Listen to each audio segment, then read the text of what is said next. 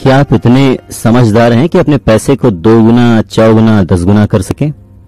ये किताब आपको ये नहीं बताएगी कि आप मार्केट पर किस तरह से पकड़ बना सकते हैं, क्योंकि ये काम तो कोई भी किताब नहीं कर सकती।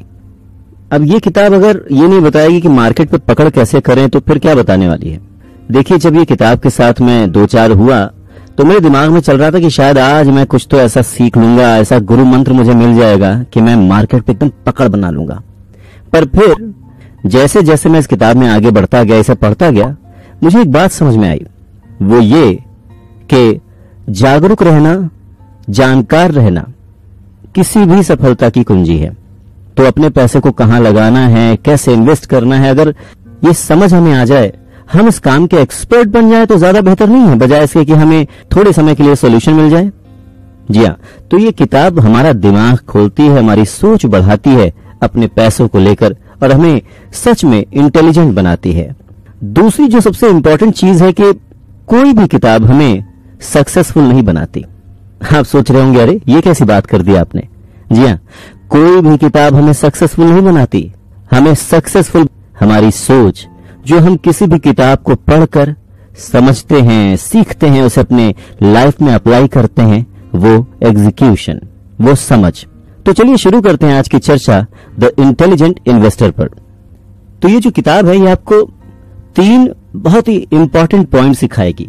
ये आपको ये नहीं सिखाएगी कि आप मार्केट में, शेयर मार्केट या किसी भी इस तरह के इन्वेस्टमेंट मार्केट में पकड़ बना लेंगे, राजा बन जाएंगे, ऐसा कुछ नहीं करने वाली। पर हाँ, ये जो 3 बातें आपको सिखाएगी वो बहुत जरूरी हैं और बहुत काम की हैं। पहला, आप ऐसा क्या कर सकते हैं जिससे कि आपका प्रॉफिट 2 गुना, 3 गुना बढ़ सकता है। दूसरा, आप एक स्टेबल इनकम कैसे जनरेट कर सकते हैं, कैसे बना सकते हैं।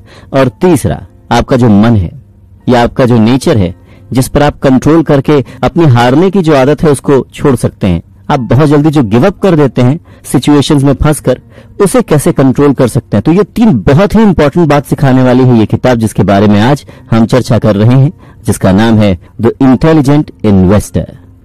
तो शुरुआत में एक बहुत ही इंपॉर्टेंट सवाल है कि क्या आप एक इंटेलिजेंट इन्वेस्टर, इंटेलिजेंट निवेशक हैं?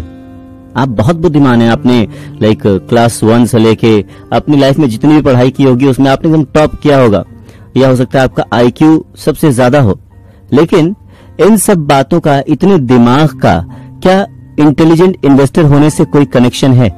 सवाल वही है, दोबारा सोचिए, क्या आप इंटेलिजेंट इन्वेस्टर हैं? तो सबसे इंपॉर्टेंट बात यह है कि आपका बुद्धिमान होने से ज्यादा व्यवहारिक होना जरूरी है। यानी आपका जो कैरेक्टर, उसमें ये क्वालिटी होनी चाहिए।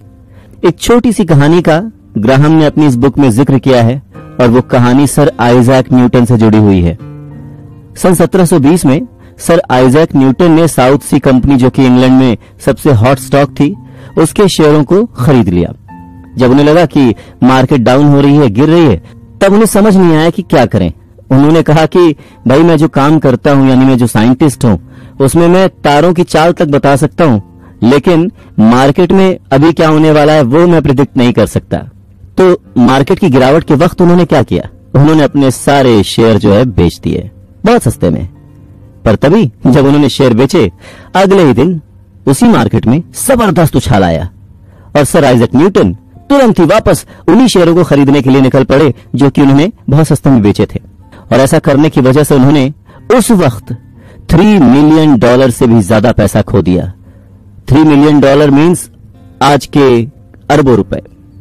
सर आइजैक न्यूटन इस बात से इतना हर्ट हुए, इतना दुखी हुए कि उन्होंने अपने आसपास के लोगों को साउथ सी शब्द बोलने तक से मना कर दिया था। साउथ सी मतलब वो शेयर मार्केट, तो आसपास के लोगों को उस जगह का नाम लेना तक अलाउड नहीं था। अब देखने जाए तो सर आइजैक न्यूटन तो दुनिया के सबसे बुद्धिमान लोगों में से एक थे। पर ग्राहम कहते हैं कि सर आइजैक न्यूटन एक बहुत ही बुद्धिमान आदमी थे, लेकिन एक बुद्धिमान निवेशक नहीं थे, यानी इन्वेस्टर अच्छे नहीं थे वो। क्यों? क्योंकि जब बहुत सारे लोग, जब मार्केट नीचे गिर रही थी, तो उसमें परेशान होकर जब अपने शेयर्स बेच रहे थे, तो उन्हीं की देखा देखी सर आइजैक न्यूटन ने भी वही काम किया, अपने थॉट को चेंज किया, घबराहट में अपना सारा शेयर बेच दिया। और जब मार्केट चलने लगी तो भीड़ के साथ साथ उन्होंने भी वही शेयर जो कि उन्होंने सस्ते में बेचे थे, महंगा खरीदना शुरू कर दिया।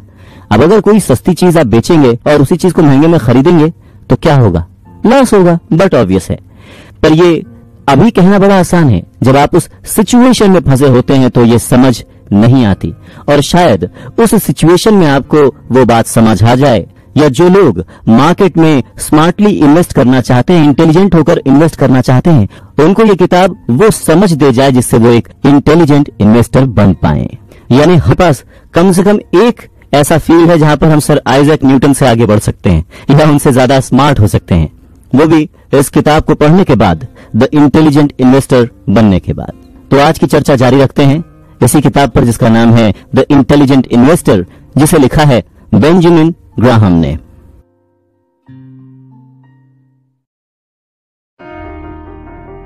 पैसे को काम पर लगाने की जगह।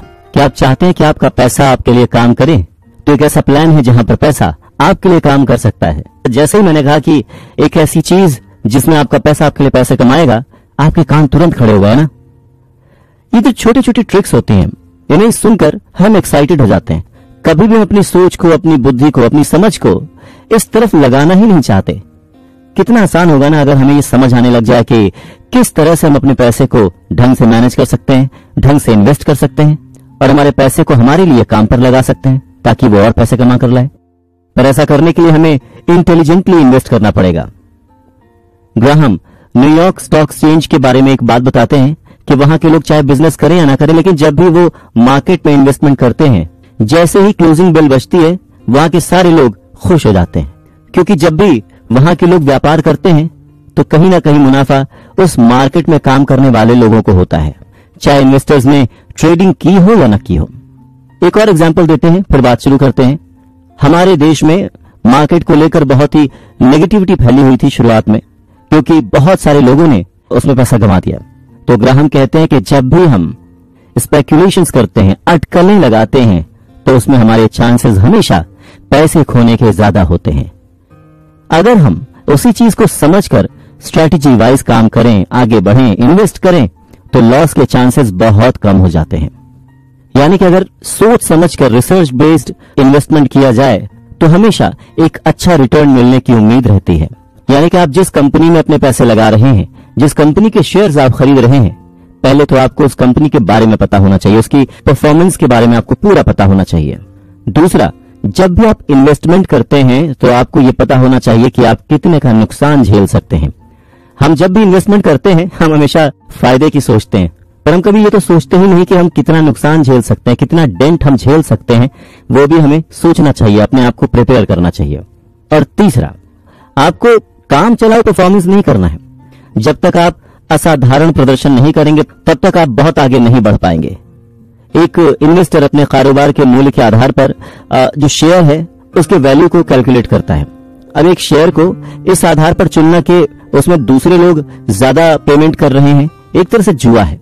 ग्राहम की पहली सलाह यह है कि आपको शेयर्स में तभी इन्वेस्ट करना चाहिए जब आपके पास एक्स्ट्रा पैसे हों। आपकी रूटीन लाइफ के खर्चों के अलावा जो पैसे आपके पास हैं, उन्हीं पैसों को आपको इन्वेस्ट करना चाहिए। पेट काट कर, खर्चे काट कर, बच्चों की फीस काट कर, अपने दूसरे फंड्स को काट कर अगर आप इन्वेस्ट कर रहे हैं और उसमें नुकसान होने पर अगर आपको दिक्कत हो रही है, इट मींस आप गलत थॉट के साथ इन्वेस्टमेंट कर रहे हैं। इन्वेस्ट हमेशा सरप्लस मनी का किया जाता है, यानी जो जरूरत से ज्यादा पैसे हैं उन्हीं को लेकर आप इन्वेस्टमेंट करें। दूसरा, इन्वेस्टमेंट तभी करें जब आप के अंदर से रोज ये आवाज ना आए कि अरे मार्केट में मेरे शेयर का क्या हुआ, यानी अंदर जो घबराहट है अगर वो आपके अंदर नहीं है, तभी आप शेयर में पैसे लगाएं। ये आपकी किस्मत है कि जैसे जुआ खेलकर लोग जीत जाते हैं, वैसे ही आप स्पेक्यूलेशंस लगाकर मार्केट में पैसे बना लें। लेकिन पैसे कमाने का ये सबसे बुरा तरीका है। यानी अगर आप इन्वेस्टमेंट करने की सोच रहे हैं और आप स्पेक्यूलेशंस कर रहे हैं, अटकलें लगा रहे हैं, मतलब भाग्य भरोसे पैसे फेंक रहे हैं, तो ये सबसे गलत तरीका है इन्वेस्टमेंट करने का, क्योंकि ऐसे में आपके पैसे खोने के चांसेस ज्यादा होते हैं। तो इन्वेस्टमेंट उन्हें ही करना चाहिए जो लंबे वक्त तक रुक सकते हैं। मैं ये नहीं कह रहा कि लंबे वक्त तक रुकना ही जरूरी है, लेकिन एटलीस्ट सोच लंबे वक्त तक रुकने की होनी चाहिए, क्योंकि परिस्थितियों के हिसाब से ही आदमी अपने एक्शन, जब आप शुरुआत कर रहे हैं इन्वेस्टमेंट की, तो आपकी सोच ऐसी होनी चाहिए कि आप लंबे वक्त तक टिके रहें अपनी इन्वेस्टमेंट के साथ। क्योंकि जो कंपाउंडिंग है, जिस तरह से कंपाउंडिंग आपको रंक से राजा बनाएगी, जीरो से हीरो बनाएगी, उसका जादू ही अपने आप में कमाल का है।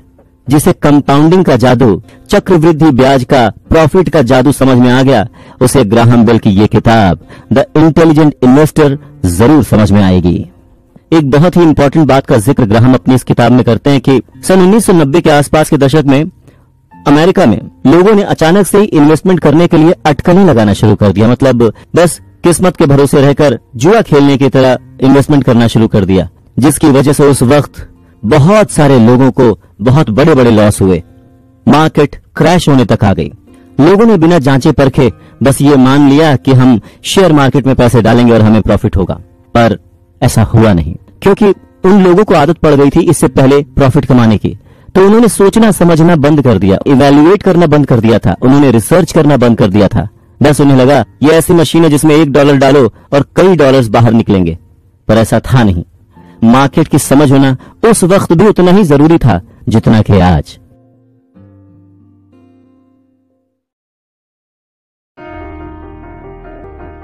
एक बहुत पुरानी कहावत है, कम खाओ गम खाओ। वैसे जिंदगी में हम बहुत सारी चीजों के पीछे भागते रहते हैं, पर एक बेसिक अनसेड रूल हम हमेशा फॉलो करते हैं, और वो है अपनी सेफ्टी। इन्वेस्टमेंट के वक्त भी ग्राहम इसी बात को याद दिलाते हैं। वो एक एग्जाम्पल कहते हैं कि एक जगह पहुंचने के लिए 2 अलग अलग जगहों से समान दूरी से लोग गाड़ी ड्राइव करके आ रहे हैं।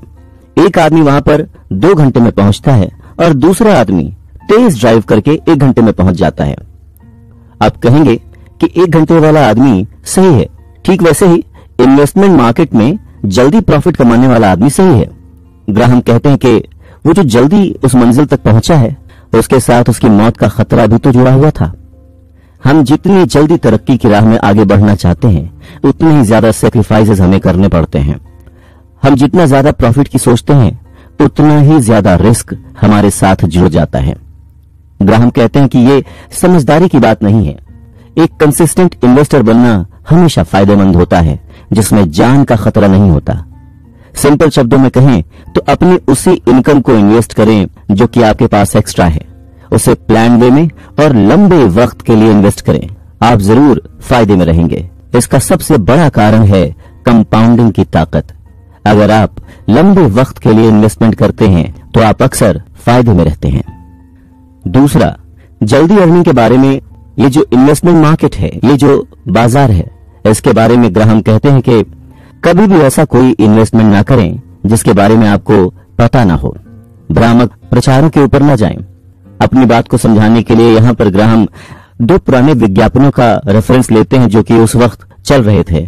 पहला था, एक ड्राइवर अपने मालिक को दिखाता है कि ये मेरा घर है। मालिक देखता है तो कहता है, अच्छा इस समुद्र के अंदर कहीं पर है। ड्राइवर कहता है, नहीं, वो जो आप टापू देख रहे हैं वो। मालिक कहता है, अरे वाह, ये तो एक टापू है। ड्राइवर कहता है, नहीं, ये टापू नहीं, एक देश है। हिडन मैसेज ये था कि अगर आप इन्वेस्ट करते हैं शेयर मार्केट में तो आप इतना कमा सकते हैं कि आप एक देश खरीद सकते हैं। इसमें कुछ गलत भी नहीं है, पर जिस तरह से प्रचार किया जा रहा था उसमें एक बात तो साफ छिपी थी कि आम जनता, जिसे कि इन्वेस्टमेंट का कुछ भी नहीं पता था, वो आंख मूंद कर शेयर बाजार में इन्वेस्ट कर रही थी और मुंह की खा रही थी। और कुछ चुनिंदा लोग जो कि सोच समझ कर इन्वेस्टमेंट कर रहे थे, वो इसी बात का फायदा उठा रहे थे। दूसरा विज्ञापन 2 औरतों का जो कि जॉगिंग करके लौटी हैं और उनमें से एक किचन में चली जाती है, अपने रूटीन के कामों में बिजी हो जाती है, वहीं दूसरी कंप्यूटर पर बैठती है और कहती है, अरे वाह, आज मैंने $1700 कमा लिए। इनडायरेक्ट मैसेज ये था कि जो लोग शेयर बाजार में इन्वेस्ट करते हैं वो बैठे बिठाए पैसे कमाते हैं। बात गलत नहीं है, इन्वेस्टमेंट करेंगे तो आपका पैसा आपके लिए काम करेगा। उस वक्त के हिसाब से आम जनता को इन्वेस्टमेंट मार्केट के बारे में बताया ही नहीं गया और लोगों ने भी भीड़ चाल की वजह से कोई भी जांच नहीं की, कोई भी रूल नहीं फॉलो किया। बस क्योंकि मार्केट अच्छा कर रहा है तो चलो खरीद लो, और सबने खरीद लिया। और वही, जैसे कि मार्केट हमेशा ऊपर नीचे होता है, मार्केट जब नीचे हुआ तो वही सारे लोग घबरा गए और उन्होंने अपने वो सारे शेयर्स बेच दिए। ये एक ऐसी गलती है जिसके बारे में वॉरेन बुफे भी कहते हैं कि इन्वेस्टमेंट का सबसे पहला रूल है कि जब सब बेचें तो आप खरीदिए और जब सब खरीदे तो आप बेचिए। पर यह रूल उस वक्त शायद कोई नहीं जानता था और बहुत सारा पैसा लोगों का डूब गया। तो ग्राहम कहते हैं कि धीरे चलिए, आराम से चलिए, प्लान करके चलिए, आप जरूर सक्सेसफुल होंगे, आप जरूर अमीर बनेंगे और आप जरूर एक अच्छे इन्वेस्टर बनेंगे।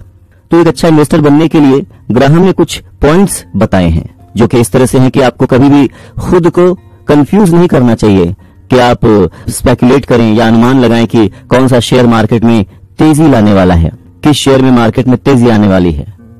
दूसरा, जब आप इन्वेस्टमेंट को गंभीरता से लेना शुरू करते हैं तो आप अटकलें न लगाएं, गेस ना करें कि कौन सा शेयर अच्छा करेगा, प्रॉपर रीडिंग करें, प्रॉपर समझें। तीसरा, जो सबसे इंपॉर्टेंट भी है कि आपके पास जो पैसे हैं आपको वे में इन्वेस्ट करना पड़ेगा। आपको अपने आप को कंट्रोल में रखते हुए लालच किए बिना उतने ही पैसे लगाने होंगे जितना आपके पास एक्स्ट्रा हो। उतने ही पैसों से इन्वेस्टमेंट करें जितने का हिट, जितने का लॉस आप झेल सकते हैं। इसी बात को आगे बढ़ाते हुए ग्राहम कहते हैं, और जो ये स्पेकुलेशन वाला खेल है यानी गेस वर्क वाला खेल है, उसके लिए अधिक से अधिक 10% आपकी कुल संपत्ति का ही इसमें डालें। यानी कि आप जो कुछ भी कमाते हैं, बहुत ज्यादा अगर आपको लगता है कि आप अनुमान लगा सकते हैं, गेस वर्क कर सकते हैं और आगे बढ़ सकते हैं, तो उसके लिए अपनी टोटल वेल्थ का 10% ही इसमें डालें। ग्राहम कहते हैं कि लालच इंसान का बेसिक गुण है, वो लालच करता है तभी आगे बढ़ता है। कुछ लोग उसी लालच की वजह से आगे बढ़ जाते हैं, कुछ बन जाते हैं, और कुछ लोग उसी लालच की वजह से डूब जाते हैं। यानी ये इंसानी फितरत का एक हिस्सा है लालच, और इसीलिए बहुत सारे लोगों को इसे रोकने के लिए, दबाने के लिए ज्ञान देना बेवकूफी होगी। हालांकि लालच करना बुरी चीज है, लेकिन आप सभी को लालच करने से मना नहीं कर सकते। पर हां, आप ये सुनिश्चित कर सकते हैं कि कितना पैसा आप उस लालच के लिए सेक्रीफाइस करें। यानी आपकी जो अनुमान लगाने की प्रवृत्ति है जिसमें आपको मजा आता है, उसके हिसाब से आप अपनी टोटल आय का, टोटल इनकम का, टोटल वेल्थ का 10% ही उसमें लगाएं, जिससे आप कम रिस्क पर सीख पाएंगे।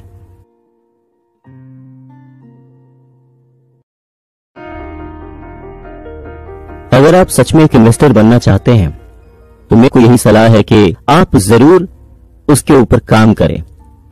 इन्वेस्टमेंट मार्केट के बारे में समझें, अपनी कैपेसिटी के बारे में समझें, अपना नॉलेज बढ़ाएं और फिर इसमें कदम रखें।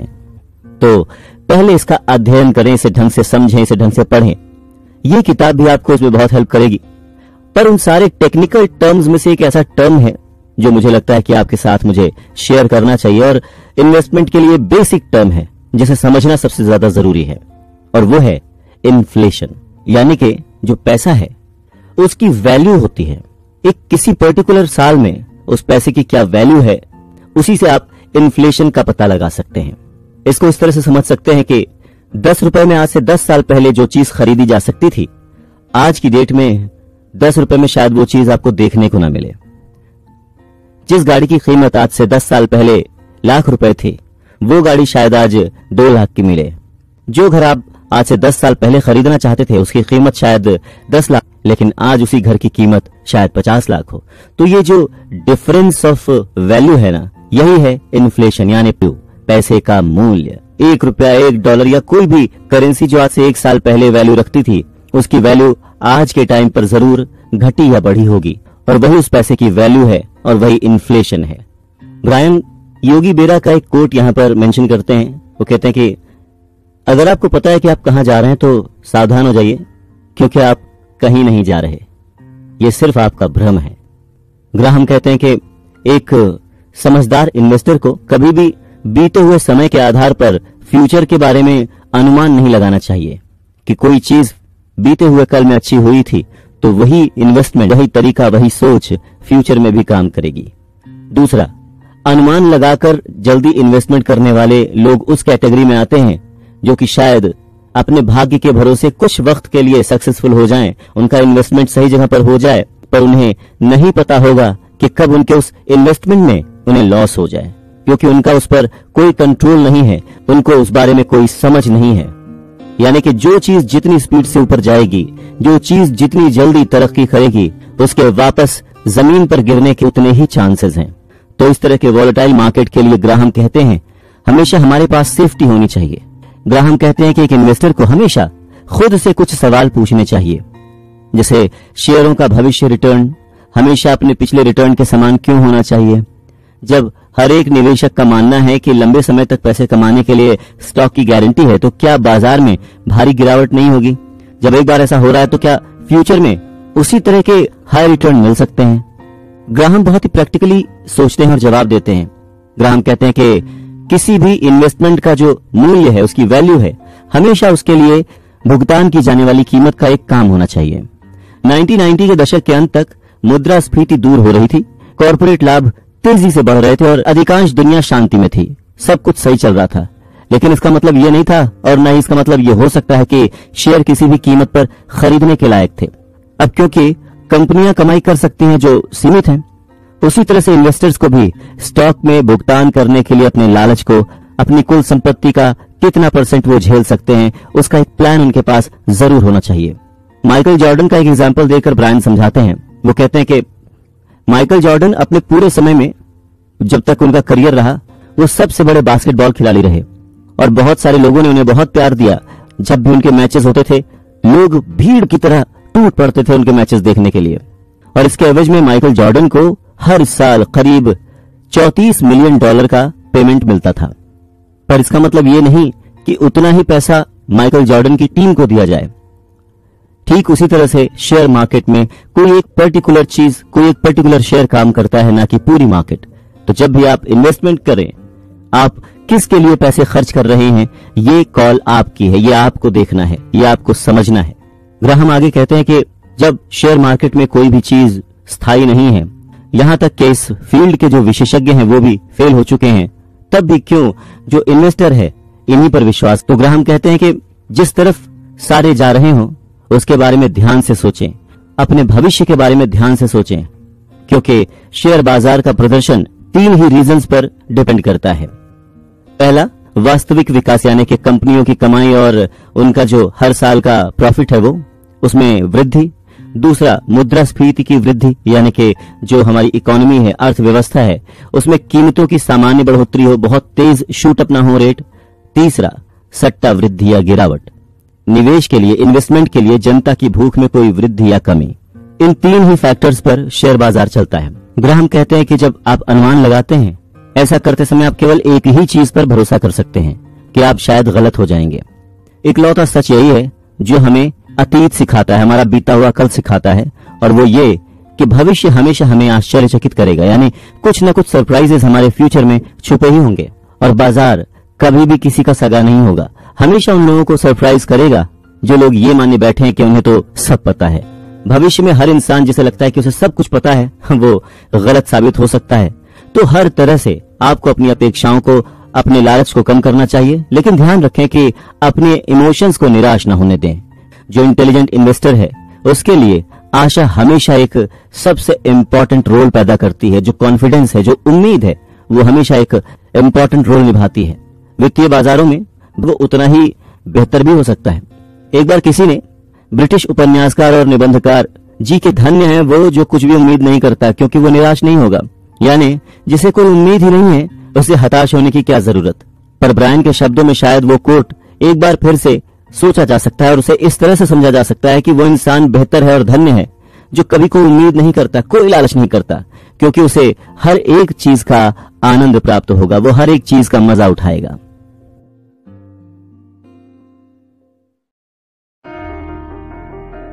जब हमें कोई एक पर्टिकुलर रिजल्ट प्राप्त करना होता है तो उसके लिए कोई एक पर्टिकुलर रास्ता भी अपनाना होता है।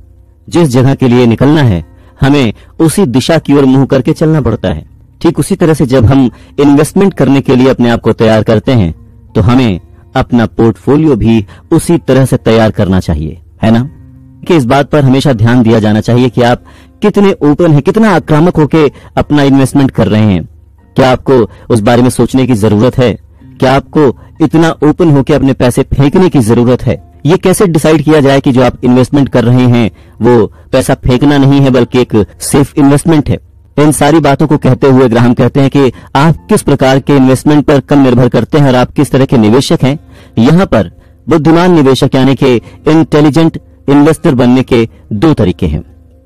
पहला, लगातार शोध, चयन और निगरानी करके स्टॉक, बॉन्ड या म्यूचुअल फंड का मिश्रण बनाकर निवेश किया जाए, या एक स्थायी पोर्टफोलियो बना लिया जाए जो अपने आप काम करता हो, मतलब आप एक प्लान करके स्ट्रैटेजी वाइज कुछ एक शेयर्स खरीद लें और वो शेयर्स अपने आप में ही काम करते रहें, गुणित होते रहें और आपको फायदा पहुंचाते रहें। या दूसरा, एक स्थायी पोर्टफोलियो बनाकर।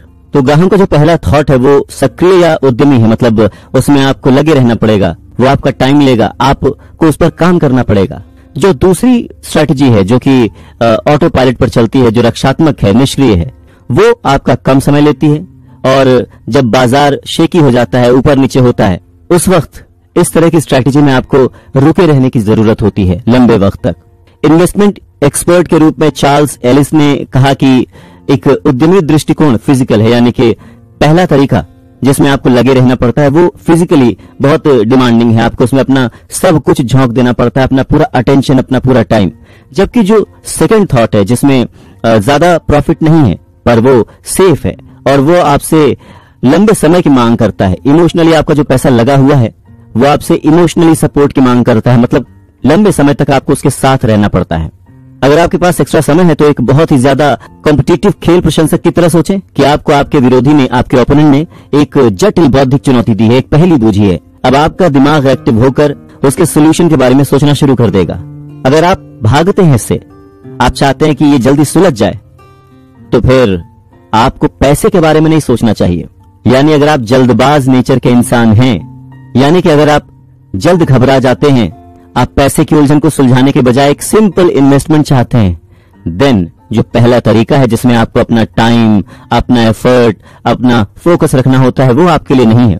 इसके विपरीत आपको सिंपल और सेफ इन्वेस्टमेंट में जाना चाहिए। अच्छा, कुछ लोग जो है वो दोनों तरीकों को जोड़ करके कंफर्टेबल फील करते हैं। वो एक ऐसा पोर्टफोलियो बनाते हैं जिसमें दोनों का ही मिक्सचर होता है, यानी कुछ शेयर्स ऐसे होते हैं जिसमें वो अपना एफर्ट डालते हैं, चेक करते रहते हैं, साथ ही साथ वो कुछ इन्वेस्टमेंट ऐसी करते हैं जो कि अपने आप काम करती है ऑटो पायलट मोड पर, उसमें उनको बहुत ध्यान देने की जरूरत नहीं होती है। दोनों ही थॉट प्रोसेस जो है एक जैसे हैं, मतलब इक्वली इंटेलिजेंट हैं। इसमें या तो आप सक्सेसफुल होंगे या फिर नहीं होंगे। लेकिन अगर आप सही चुनने के बारे में कंप्लीटली नॉलेजेबल हैं, जानकारी रखते हैं, तो आप अपने पूरे इन्वेस्टमेंट करियर में उन इन्वेस्टमेंट पर भरोसा करें जिन्हें आपने सोच समझकर चुना है, और इमोशनल होकर बाजार की चाल को देखकर घबराएं नहीं, अपने उन शेयर्स को बेचें नहीं, अपने उन इन्वेस्टमेंट्स को खत्म ना करें। एक्टिव और इनएक्टिव जो इन्वेस्टर्स होते हैं उसके बीच ग्राहम इन दोनों ही तरह के पोर्टफोलियोज और इन दोनों ही तरह की सोच वाले लोगों के बारे में कहते हैं कि इनसिक्योरिटी दोनों के अंदर होती है, और इन्वेस्टमेंट का पूरा खेल ही इसी विचार पर है कि आप कितनी देर तक टिके रह सकते हैं, किस इन्वेस्टमेंट के साथ टिके रह सकते हैं, और अपने शेयर को बेचने या खरीदने का सही समय क्या है। क्या आप ये बात जानते हैं? कहते हैं कि एक रक्षात्मक निवेशक यानी कि सेफ इन्वेस्टर किस तरह से शुरू करता है। वो सबसे पहले सबसे बुनियादी निर्णय लेता है। वो ये डिसाइड करता है कि शेयरों में कितना रखा जाए और बॉन्ड और कैश में कितना रखा जाए, यानी कि एक ही जगह पर अपनी सारी इन्वेस्टमेंट करने के बजाय जो टोटल जमा पूंजी है उसका कितना % शेयर्स में डाला जाए, कितना % बॉन्ड में रखा जाए और कितना % कैश रखा जाए। स्टॉक और बॉन्ड के बीच अपनी संपत्ति को इन्वेस्ट करने के तरीके के बारे में ग्राहम की ये जो चर्चा है, इसमें सबसे असामान्य बात यह है कि इसमें कहीं भी उम्र का उल्लेख नहीं है, मतलब उम्र को कहीं भी नहीं डिस्कस किया गया है। हालांकि ये बहुत ही इंपॉर्टेंट फैक्टर है। ये जो वक्त के साथ साथ जो नॉलेज हासिल किया गया है, इसके खिलाफ दृढ़ता से उनकी सलाह ये बताती है कि ये माना जाता है कि आपको इन्वेस्टमेंट में कितना जोखिम लेना चाहिए। यह इस बात पर निर्भर करता है कि आप कितने साल के हैं, यानी आपको अपनी उम्र के हिसाब से जोखिम लेना चाहिए। इसका थंब रूल है कि 100 से आपकी उम्र घटाने से बाकी बची संख्या के बराबर प्रतिशत में स्टॉक व बाकी प्रतिशत में अपनी संपत्ति का निवेश बॉन्ड आदि में करना चाहिए। सिंप्लीफाई करते हैं इसको, और यानी कि एक 28 साल के आदमी को अपने पैसे का 72% स्टॉक में रखना चाहिए। 81 साल के आदमी को केवल 1 से 9% स्टॉक में रखना चाहिए। बाकी सबकी तरह ही 90s में ये जो थॉट था ये बहुत आम था। ये 2000 में एक बहुत ही फेमस किताब में एक तर्क दिया गया था कि अगर आप 30 साल से कम उम्र के हैं तो आपको अपने पैसे का 95% स्टॉक में इन्वेस्ट करना चाहिए, भले ही आपके पास जोखिम के लिए कुछ भी ना बचा हो। जब तक आप इस सलाह के समर्थकों को अपने IQ से 100 घटाने की इजाजत नहीं देते हैं, तो आपको ये बताने में सक्षम होना चाहिए कि यहाँ कुछ तो गड़बड़ है। मतलब आपको ये सेंस कर लेना चाहिए कि इस थॉट में कुछ तो गड़बड़ी है। आपकी एज के हिसाब से क्यों डिसाइड करना चाहिए कि आप कितना जोखिम ले सकते हैं? देखिए, एक 89 इयर्स के आदमी को $3 मिलियन के साथ एक परफेक्ट कंप्लीट पेंशन और अपने आने वाली जो जनरेशन उनके लिए पैसे को बॉन्ड में इन्वेस्ट करने की सलाह दी जाती है। क्या ये मूर्खता नहीं है? उसके पास पहले से ही बहुत सारी इनकम है, बहुत सारा पैसा है, और जब वो इंसान जाने वाला होगा तो बाय डिफॉल्ट उसकी आने वाली जो जनरेशंस हैं वो पहले से ही उन सारे शेयर्स की मालिक होगी।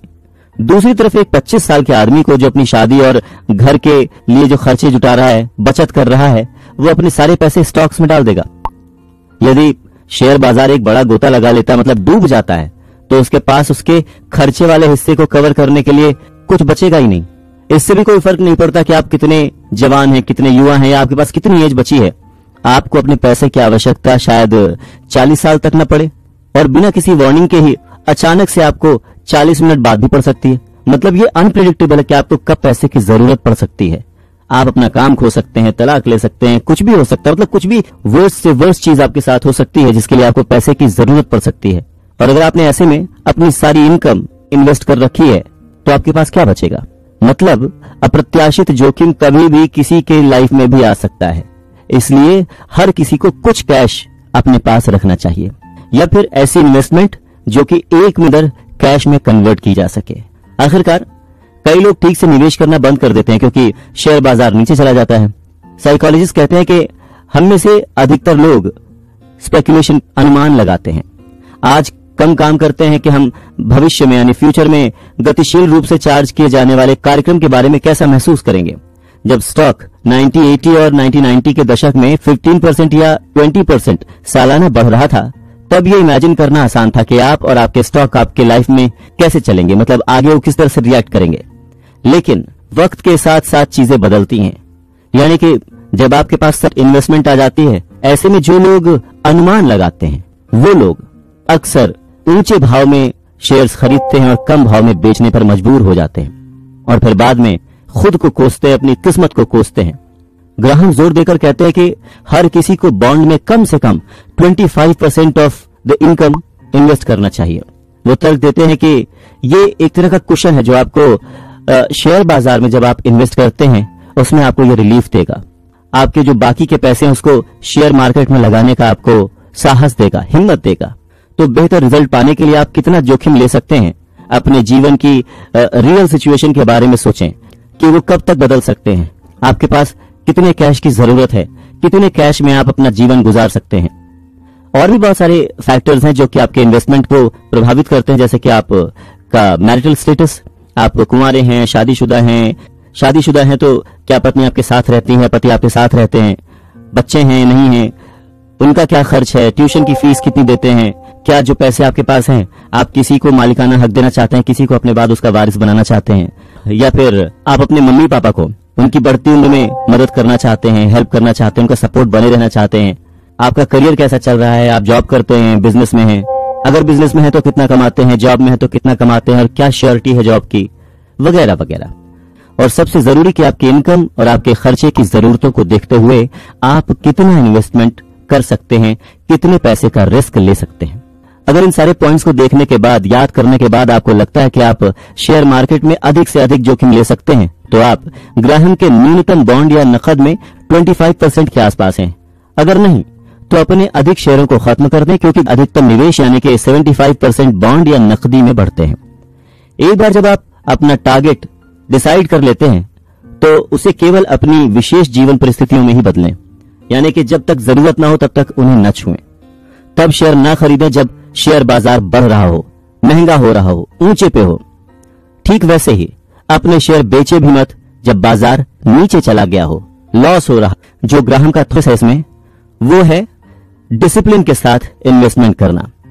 एग्जाम्पल के तौर पर आइए मान लें कि आप काफी हाई लेवल जोखिम के साथ बहुत ही सहज हैं।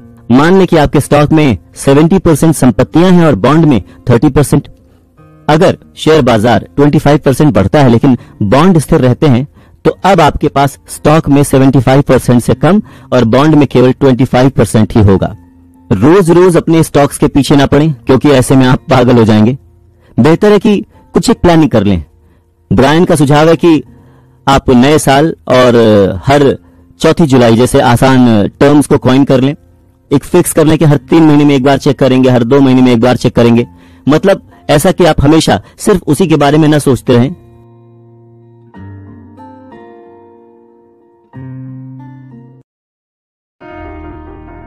भाई जब शेयर मार्केट में इतना ही पैसा है तो हम अपना एक बहुत ही जेन्युइन सा सवाल है जो कि कोई भी सोच सकता है कि भाई जब शेयर बाजार में इतना फायदा हो सकता है तो हम 100% इन्वेस्टमेंट उसमें क्यों ना करें, अपनी इनकम का कुछ हिस्सा क्यों करें। ग्राहम इस बारे में कहते हैं, सलाह देते हैं कि स्टॉक में अपनी कुल संपत्ति का 75% से ज्यादा इन्वेस्ट नहीं करना चाहिए। लेकिन ऐसा क्यों? ग्राहम कहते हैं कि क्या आपके सारे पैसे शेयर बाजार में हर किसी के लिए उपलब्ध हैं? इन्वेस्टर्स की एक छोटी सी संख्या के लिए, एक छोटे से ग्रुप के लिए 100% स्टॉक पोर्टफोलियो समझ में आ सकता है, और ये उन्हीं लोगों के लिए ठीक हो सकता है जिन लोगों ने ये सारे काम किए हों। कौन कौन से? अगर आपने कम से कम अपने परिवार के लिए सुरक्षित रखा हुआ है, या फिर आप आने वाले कम से कम 20 सालों तक लगातार निवेश करने वाले हैं, इन्वेस्ट करने वाले हैं, या फिर आप ईयर 2000 में जो क्राइसिस हुई थी शेयर मार्केट में उससे बच गए हैं, या फिर आपने उस दौरान अपने शेयर नहीं बेचे, या फिर आपने उसी दौरान यानी कि साल 2000 में जब शेयर मार्केट डूब रही थी तब बहुत सारे शेयर्स खरीद लिए हों। तो जब तक आप पूरी ऑनेस्टी से इन सारे पॉइंटर्स को कंसिडर नहीं कर लेते तब तक आपको अपने सारे पैसे शेयर बाजार में नहीं डालने चाहिए। एक सर्टेन अमाउंट, एक सर्टेन परसेंटेज पर ही खेलना चाहिए। ग्राहम अपने दिनों की बात करते हैं कि उस वक्त बॉन्ड निवेशकों को, बॉन्ड इन्वेस्टर्स को 2 बेसिक ऑप्शंस का सामना करना पड़ता था। पहला टैक्स फ्री या दूसरा टैक्सेबल। पहला छोटे समय के लिए या फिर दूसरा लंबी इन्वेस्टमेंट, बॉन्ड लें या फिर बॉन्ड फंड लें। तो इस पर आगे कहते हुए ब्रायन बताते हैं कि जब तक कि आप सबसे कम टैक्स ब्रैकेट में ना हो, आपको अपने पेंशन खाते के बाहर केवल कर मुक्त बॉन्ड खरीदना चाहिए। मतलब ऐसा कोई बॉन्ड ना लें जिसमें आपको टैक्स देना पड़े, वरना क्या होगा कि आपकी बॉन्ड की आय का बहुत सारा पैसा टैक्स में चला जाएगा। दूसरा, कम समय के लिए लें या ज्यादा समय के लिए। तो अगर ब्याज दरें बढ़ती हैं यानी टैक्स बढ़ता है तो बॉन्ड की कीमतें गिरती हैं। हालांकि जो छोटे समय का बॉन्ड होता है वो थोड़े दिन में निपट जाता है। दूसरी तरफ अगर ब्याज की दरें गिरती हैं तो बॉन्ड की कीमतें बढ़ती हैं और दीर्घकालिक बॉन्ड छोटे से बेहतर प्रदर्शन करता है। इस चीज को आप छोटे टर्म और लंबे टर्म के बॉन्ड्स को कंपेयर करके जान सकते हैं, समझ सकते हैं। बॉन्ड फंड जो है वो हर मंथ के इन्वेस्टमेंट के हिसाब से आपको मिल सकते हैं, सस्ते होते हैं और इसमें वैरायटी भी होती है, जिससे आप अपने कमीशन के भुगतान के बिना मौजूदा दरों पर सीधे फंड में फिर से निवेश कर सकते हैं। और अधिकतर जो इन्वेस्टर्स के लिए बॉन्ड फंड पर्सनल बॉन्ड को हराते हैं। अब सवाल यह आता है कि अपनी इन्वेस्टमेंट से ज्यादा इनकम कैसे ली जाए। जो स्मार्ट इन्वेस्टर है, जो इंटेलिजेंट इन्वेस्टर है, उसको जमा या मनी मार्केट खातों के बैंक प्रमाण पत्रों से बाहर जाने पर विचार करना चाहिए। ऐसे इन्वेस्टर को इन विकल्पों पर ध्यान देना चाहिए जो हैं treasury securities, saving bonds, mortgage securities, annuities, preferred stock या फिर नॉर्मल शेयर। तो ब्रायन कहते हैं कि डिफेंसिव होने से अच्छा है कि एक प्लान वे में बहुत ही अग्रेसिव खेला जाए, और वही सबसे अच्छा सेल्फ डिफेंस है। यानी कि प्लान वे में आक्रमण करना ही सबसे अच्छा डिफेंस है। जब मार्केट इतनी वोलेटाइल थी, इतनी डूब रही थी, तब भी बहुत सारे लोगों ने उसमें इन्वेस्ट किया। ऐसा क्यों? तो सबसे पहले ग्राहम की उस बात को याद रखना चाहिए कि जब आप पोर्टफोलियो बनाते हैं तो उसमें आपको समय और ऊर्जा लगाने की आपकी इच्छा के मुकाबले जोखिम के प्रति आपको कितना रचनात्मक होना चाहिए, वो बात याद रखनी चाहिए। और अगर आप इन्वेस्टमेंट में सही तरीके को अपनाते हैं तो स्टॉक में निवेश करना और आपके पैसे को बॉन्ड और नकदी में पार्किंग करना कितना आसान है। सन 2000 के शुरू में होने वाले शेयर बाजार में यदि आपने लॉस उठाया है और यदि बदले में आपको ये लगता है कि अब आप कभी भी स्टॉक में इन्वेस्ट नहीं करेंगे, तो एक पुरानी स्ट्रैटेजी कहती है कि दूध से जला छाछ भी फूंक कर पीता है। क्योंकि सन 2000 और 2002 की जो इतनी बुरी स्थिति थी स्टॉक मार्केट की, उसमें बहुत सारे लोग दिवालिया हो गए, लेकिन उसके बाद भी बहुत सारे लोगों ने वापस शेयर बाजार में इन्वेस्ट किया और अपने उस एक्सपीरियंस को उसमें डाला जो उन्होंने सन 2000 के क्राइसिस में सीखा था। अगर हम उसको लॉजिकल रूप में देखें कि जिन लोगों ने सन 2000 में अपने पैसे खोए थे, आज भी वो कुछ शेयर्स के मालिक हैं, तो जो आज उस शेयर्स के मालिक है इसका उससे कोई कनेक्शन नहीं है। पर ग्राहम के हिसाब से बहुत सारे लोग इस बात को नहीं जानते। तो सवाल उठता है कि क्या आप जानते हैं कि आपको क्या खरीदना चाहिए?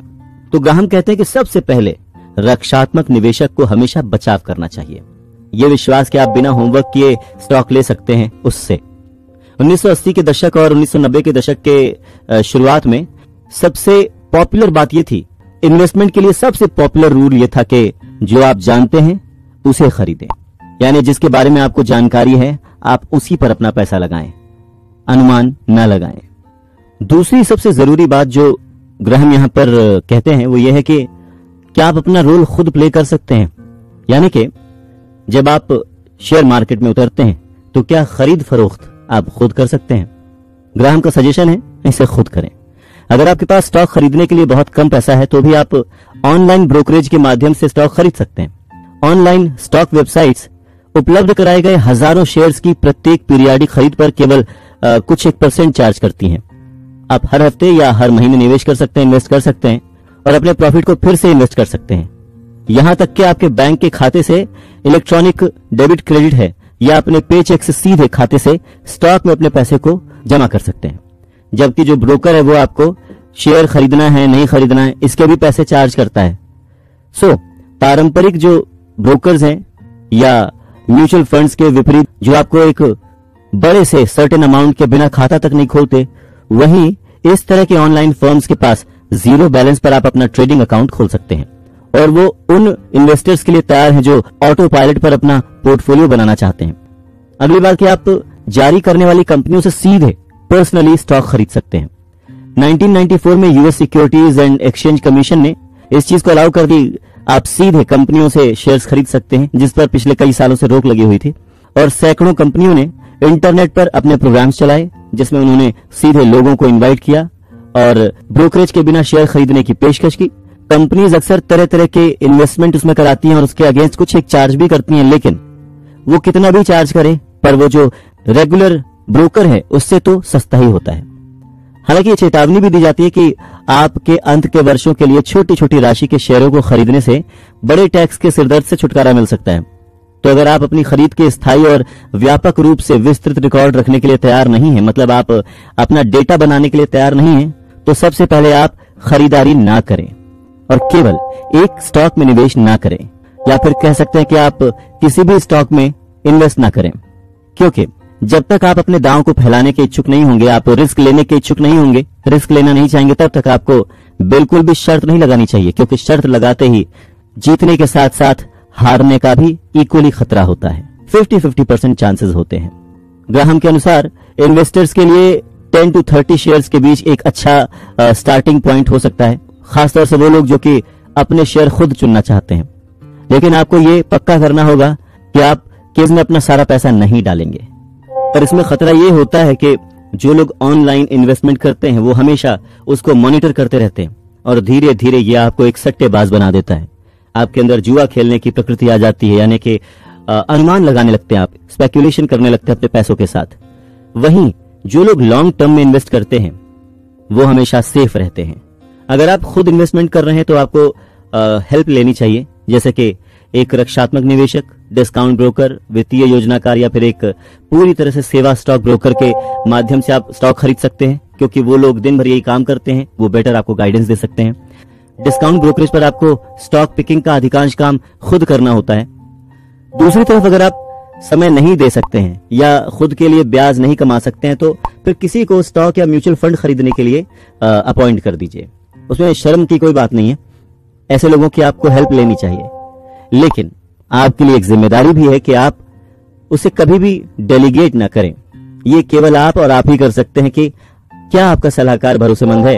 सबसे पहले एक भरोसेमंद सलाहकार ढूंढें और फिर उसको कोई काम डेलीगेट ना करें, उसे अपने ज्ञान के हिसाब से, अपने नॉलेज के हिसाब से काम करने दें।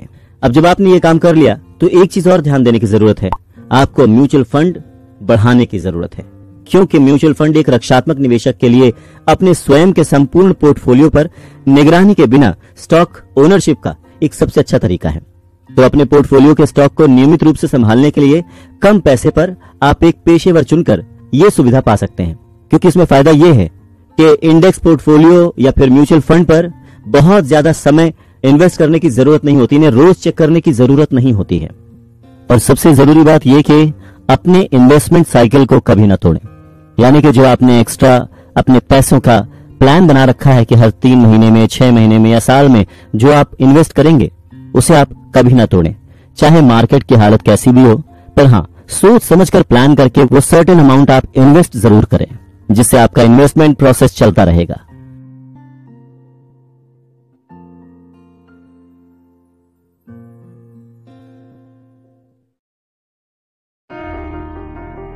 हर कोई हमें यह बताता है कि क्या करना चाहिए। क्या कोई ऐसा भी है जो हमें यह बताए कि क्या नहीं करना चाहिए? हम यहाँ पर उन डोंट्स के बारे में भी जिक्र करते हैं जिनके बारे में इन्वेस्टर्स को ध्यान रखना चाहिए। हाई रिटर्न बॉन्ड, जिन्हें ग्राहम सेकंड ग्रेड या लोअर ग्रेड कहते हैं और आज इसे जंक बॉन्ड कहा जाता है। अपने दिन में ये डिफॉल्ट निवेश के जोखिम को दूर करने के लिए एक व्यक्तिगत निवेशक के लिए बहुत महंगा और बोझिल था। आज हालांकि 130 से अधिक म्यूचुअल फंड जंक बॉन्ड में विशेषज्ञ हैं। ये फंड कार्ट लोड द्वारा जंक खरीदते हैं। वो दर्जनों अलग अलग बॉन्ड्स रखते हैं। ये विविधता की कठिनाई के बारे में ग्राहम की शिकायतों को कम करता है। सन 1978 के बाद से जंक बॉन्ड बाजार का 4.4% वार्षिक औसत डिफॉल्ट रूप से चला गया है, लेकिन उन चूक के बाद भी जंक बॉन्ड ने 10 साल के वार्षिक ट्रेजरी बॉन्ड के लिए 8.6% बनाम 10% की वार्षिक वापसी की है। दुर्भाग्यवश अधिकांश जंक बॉन्ड फंड उच्च शुल्क लेते हैं और आपके निवेश की मूल राशि को संरक्षित करने का खराब काम करते हैं। यदि आप सेवानिवृत्त हो जाते हैं तो एक जंक फूड उपयुक्त हो सकता है जो आपके पेंशन की पूरक के लिए अतिरिक्त मासिक आय की तलाश कर रहे हैं और मूल्य में अस्थायी टंबल सहन कर सकते हैं। यदि आप किसी बैंक या अन्य वित्तीय कंपनी में काम करते हैं तो ब्याज दरों में तेज वृद्धि आपके रेस को सीमित कर सकती है या यहाँ तक कि आपकी नौकरी की सुरक्षा को भी खतरे में डाल सकती है। इसलिए एक जंक फंड जो कि ब्याज दरों में वृद्धि के दौरान अन्य बॉन्ड फंडों से बेहतर प्रदर्शन करता है, उसके रूप में समझ में आता है। आपके 401 में एक प्रतिद्वंदी है, एक जंक बॉन्ड फंड। हालांकि बुद्धिमान निवेशक के लिए ये केवल एक मामूली विकल्प दायित्व नहीं है। ग्राहम ने जंक बॉन्ड की तुलना में विदेशी बॉन्ड को बेहतर शर्त नहीं माना। आज हालांकि विदेशी बॉन्ड के एक किस्म में निवेशकों के लिए कुछ अपील हो सकती है जो बहुत सारे जोखिम का सामना कर सकते हैं। लगभग 1 दर्जन mutual fund Brazil, Mexico, Nigeria, रूस और वेनेजुएला जैसे उभरते बाजार देशों में जारी बॉन्ड लगे हैं। कोई साझेदार निवेशक इस तरह मसालेदार होल्डिंग्स में कुछ बॉन्ड पोर्टफोलियो का 10% से अधिक नहीं रखेगा, लेकिन उभरते बाजार बॉन्ड फंड शायद ही कभी अमेरिकी शेयर बाजार के साथ समन्वय में चल पाते हैं। इसलिए वो दुर्लभ निवेशों में से एक हैं जिनके डाउन होने के कारण भी गिरने की संभावना नहीं है। इससे आपको अपने पोर्टफोलियो में आराम का एक छोटा कोना मिल सकता है जब आपको इसकी जरूरत। हमेशा ध्यान रखें कि स्टॉक्स खरीदने या बेचने की आपकी उत्सुकता आपकी रिटर्न को कम कर सकती है, यानी कि जल्दबाजी ना करें, पेशेंस रखें, लंबे वक्त के लिए खेलें। और हाँ, एक जरूरी बात, जब आप निवेश के बजाय व्यापार करते हैं तो आप सामान्य आय में लंबी अवधि के लाभ को बदल देते हैं। इसमें सब कुछ जोड़ें। एक स्टॉक व्यापारी को स्टॉक खरीदने और बेचने पर कम से कम 10% हासिल करने की आवश्यकता है। अकेले भाग्य से कोई भी ऐसा कर सकता है। इसे अक्सर जुनूनी ध्यान को न्याय संगत बनाने के लिए पर्याप्त रूप से पर्याप्त होता है, साथ ही साथ नाइटमिश तनाव उत्पन्न करता है। क्या यह संभव है? हजारों लोगों ने कोशिश की है और सबूत स्पष्ट है। जितना अधिक आप व्यापार करेंगे, आप उतना ही कम रखें।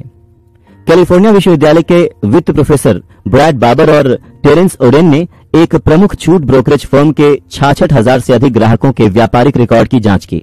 सन 1991 से 1996 तक इन ग्राहकों ने 1.9 मिलियन से अधिक का व्यापार किया। अध्ययन में लोगों ने हर साल कम से कम आधा प्रतिशत अंक औसत से कम प्रदर्शन किया, लेकिन व्यापार लागत के बाद सबसे सक्रिय इन व्यापारियों ने प्रति माह अपने स्टॉक होल्डिंग में से 20% से अधिक स्थानांतरित किया। बाजार को हर साल 6.4% अंक से रौंदने के बाद, हालांकि अधिकांश निवेशक जिन्होंने औसत माहौल में अपने कुल होल्डिंग्स का 0.2% कम से कम कारोबार किया है, बाजार की कीमतों के बाद भी एक विस्कर द्वारा बाजार को बेहतर प्रदर्शन करने में कामयाब रहे। अपने ब्रोकर्स और आईआरएस को अपने लाभ का एक बड़ा हिस्सा देने के बजाय उन्होंने लगभग सब कुछ अपने पास रखा। तो लेसन क्लियर है, सबक स्पष्ट है, कुछ ना करें, वहीं पर खड़े हो जाएं।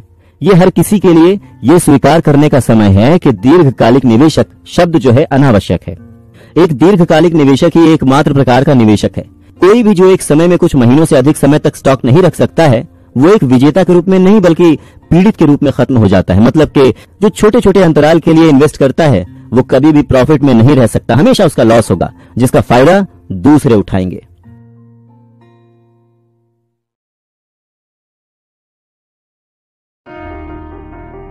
बुलंदियों पे पहुंचना कमाल नहीं है, बुलंदियों पे पहुंचना कमाल नहीं, बुलंदियों पे ठहरना कमाल होता है। एक अच्छा भाग्य बनाने के लिए बहुत ही सावधानी की आवश्यकता होती है, बहुत ही संभाल कर लिखना पड़ता है अपना भाग्य। पर जब आप वो चाहा हुआ भाग्य पा लेते हैं, जैसा आप बनना चाहते हैं वैसा बन जाते हैं, तो उसे बनाए रखने के लिए आपको उससे 10 गुना ज्यादा बुद्धि की आवश्यकता होती है, समझ की आवश्यकता होती है। ब्रायन कहते हैं कि टाइमिंग कुछ भी नहीं है। एक आदर्श दुनिया में एक बुद्धिमान निवेशक केवल तभी स्टॉक खरीदेगा जब वो सस्ते होंगे, और जब वो ओवरराइड हो जाएंगे तो उन्हें बेच देगा। फिर बॉन्ड और नकदी के बंकर को छेड़ने का प्रयास करेंगे जब तक कि स्टॉक फिर से खरीदने लायक सस्ता न हो जाए। सन 1966 से सन 2001 के अंत तक एक अध्ययन में यह दावा किया गया था कि स्टॉक में लगातार $1 के निवेश को रखने से ये $11.71 का हो गया था।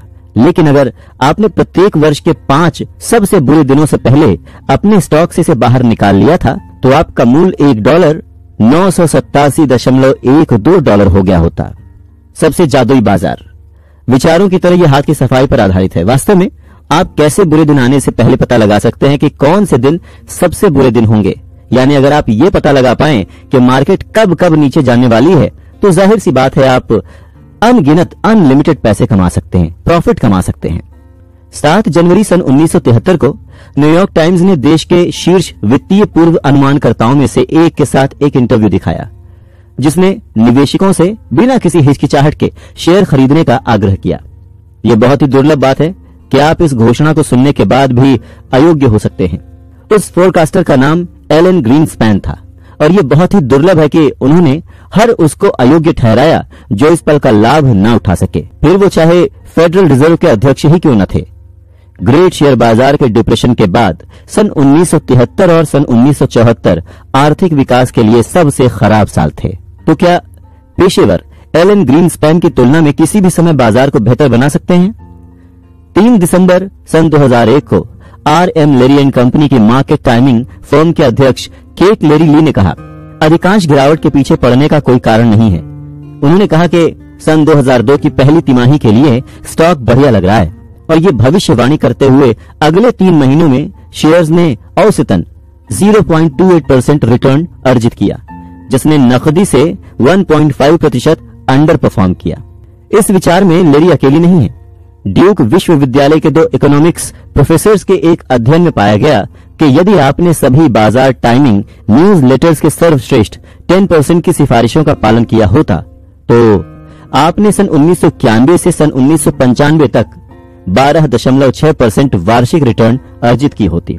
लेकिन आपने उन्हें देखा ही नहीं, अनदेखा कर दिया और अपने पैसे को स्टॉक इंडेक्स फंड में रखा होता तो आपको 16.4% की आय होती। जैसा कि डेनिश दार्शनिक सोरेन कीरकेगार्ड ने उल्लेख किया है कि जीवन को केवल बीते समय से ही समझा जा सकता है, लेकिन इसे भविष्य में ही जीना चाहिए। जब आप पीछे मुड़कर देखेंगे तो आपको सिर्फ वही दिखेगा कि कब आपने शेयर्स को खरीदा और बेचा था, लेकिन आप इसे देखकर सोच में न पड़ जाएं। जब आप वास्तविक समय में इसे देख रहे हो, बस केवल इसमें अंदर जाना है और तुरंत बाहर निकलना है, यानी कि सिर्फ उससे सीखना है और वो लर्निंग फ्यूचर के लिए अप्लाई करना है अपने प्रेजेंट में। स्टॉक मार्केट का सबसे बड़ा सच ये है कि अक्सर इसके बारे में नेगेटिव पब्लिसिटी बहुत ज्यादा हुई है। सच ये है कि लोगों का नुकसान बहुत हुआ है, पर क्या उस नुकसान की वजह स्टॉक मार्केट है या उनकी अपनी सोच? ये सोचने का विषय है। अगर हम स्पेक्यूलेशंस या अनुमान पर आधारित इन्वेस्टमेंट करेंगे तो मैक्सिमम टाइम पर हमारा लॉस होने के चांसेस हैं, और लोगों के साथ हुआ भी वैसा ही, जिसका सारा ब्लेम उन्होंने शेयर मार्केट पर डाल दिया। तब सवाल यह आता है कि सही तरीका क्या है? सही तरीका है स्टॉक मार्केट को समझना। सही तरीका है सही इन्वेस्टमेंट कैसे करें इसको समझना। सही तरीका है यह जानना कि क्या सारे पैसे एक ही जगह पर लगा दिए जाएं। इन्वेस्टमेंट का एक बेसिक रूल है, कभी भी अपने सारे अंडे एक ही टोकरी में न रखें। Never put your all eggs in a same bucket. जीवन की सारी महान सफलताएं, सक्सेस फोकस होने से मिलती हैं, एकाग्रता से बनती हैं। जैसा कि ग्राहम कहते हैं, आम शेयर्स से वास्तव में बड़े भाग्य उन लोगों के द्वारा बनाए गए हैं। उन लोगों ने बहुत पैसे कमाए हैं जिन्होंने अपना सारा पैसा एक निवेश में लगाया था जिसे वो बहुत अच्छी तरह से जानते थे। अमेरिका के लगभग सभी सबसे अमीर लोग एक एकल उद्योग या एक एकल कंपनी में केंद्रित निवेश में अपनी संपत्ति का पता लगाते हैं। सन 1982 से अब तक उदाहरण के तौर पर देखें तो फोर्ब्स 400 सबसे अमीर अमेरिकियों की सूची में से लगभग सभी ने अब तक अनडाइवर्सिफाइड फॉर्च्यून से ही डोमिनेट रहे हैं। हालांकि लगभग कोई छोटी किस्मत इस तरह से नहीं बनाई गई है और न ही इस तरह से कोई बड़े भाग्य लिखे गए हैं। कार्नेगी ने जो लिखा है उसकी उपेक्षा की गई है। वो ये है कि एकाग्रता जीवन की अधिकांश महान असफलताओं को भी बनाती है। फोर्ब्स की रिच लिस्ट पर फिर से नजर डालें तो पाएंगे कि सन 1982 में वापस फोर्ब्स 400 के सदस्यों का औसत मूल्य $230 मिलियन था। 2002 के फोर्ब्स 400 पर इसे बनाने के लिए औसत 1982 के सदस्य को अपने धन पर केवल 4.5% औसत वार्षिक रिटर्न अर्जित करने की आवश्यकता थी। इस अवधि के दौरान जब बैंक खातों की तुलना में कहीं अधिक कमाई हुई और शेयर बाजार ने 13.2% का वार्षिक औसत प्राप्त किया, तो क्या आप जानते हैं कि सन 1982 से फोर्ब्स 400 में से कितने भाग्यशाली अमीर 20 साल बाद सूची में बने रहे? मूल सदस्यों में से केवल 64 और 2002 की सूची में अभी भी 16% हैं जो अपने सभी अंडे एक टोकरी में ही रखे हुए हैं जो उन्हें पहली बार सूची में मिल गए थे, जैसे तेल, गैस या कंप्यूटर जैसे उद्योगों में। जो हार्डवेयर या बुनियादी निर्माण या अन्य सभी मूल सदस्य इनसे दूर हो गए। जब कठिन समय हिट होता है तो इन लोगों में से कोई भी लगभग सभी बड़े लाभों के बावजूद जो बहुत सारा धन ला सकते हैं उन्हें ठीक से तैयार किए गए हैं। वो केवल खड़े और लगातार बदलती अर्थव्यवस्था के कारण क्रंच पर खड़े रह सकते हैं। वैसे तो इन्वेस्टमेंट मार्केट में हमेशा ये कहा जाता है कि never put your all eggs in a same bucket, लेकिन शेयर मार्केट के लिए बेंजामिन ग्राहम कहते हैं कि आपको किसी एक शेयर पर जिसके बारे में आप सबसे ज्यादा और सटीक जानते हो उस पर ही इन्वेस्ट करना चाहिए।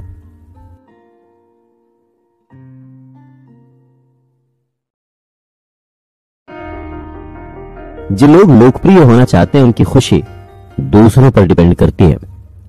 खुशी की चाहत रखने वालों की खुशी उनके हाथ में नहीं होती, उनके नियंत्रण में नहीं होती, दूसरों के हाथ में होती है।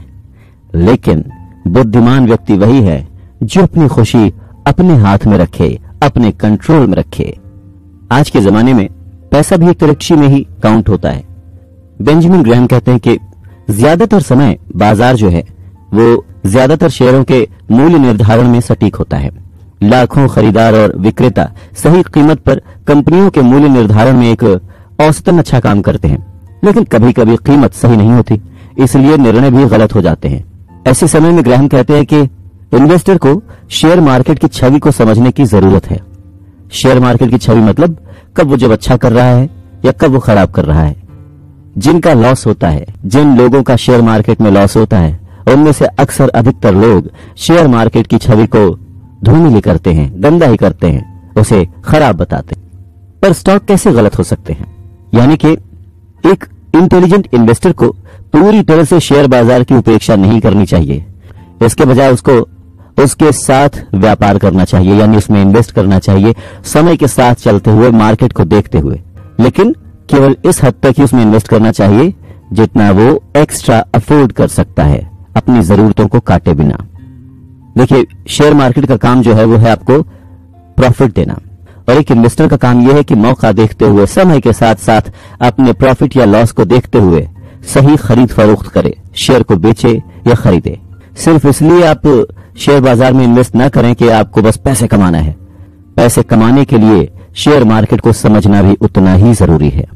अगर आप ये सोचें कि शेयर मार्केट जैसा आप चाहें वैसा रुख अपनाएगी, तो ये जरूरी नहीं, क्योंकि ये ऐसी जगह है जहां पर अगर किसी का लॉस हो रहा होता है तो कहीं ना कहीं किसी का फायदा भी हो रहा होता है।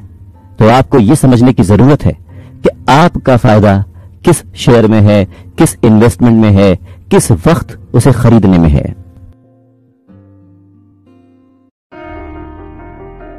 इस दुनिया में हर कोई इन्वेस्टर है। अब आप पूछेंगे कैसे? देखिए, कोई पैसे इन्वेस्ट करता है, कोई वक्त इन्वेस्ट करता है, कोई किसी को जॉब देता है और उसके टैलेंट पे इन्वेस्ट करता है। तो कुल मिलाकर हम सारे के सारे इन्वेस्टर हैं। आपकी चाहत है ज्यादा पैसे कमाना, ज्यादा रिच होना, तो आपको इन्वेस्ट करना सीखना पड़ेगा।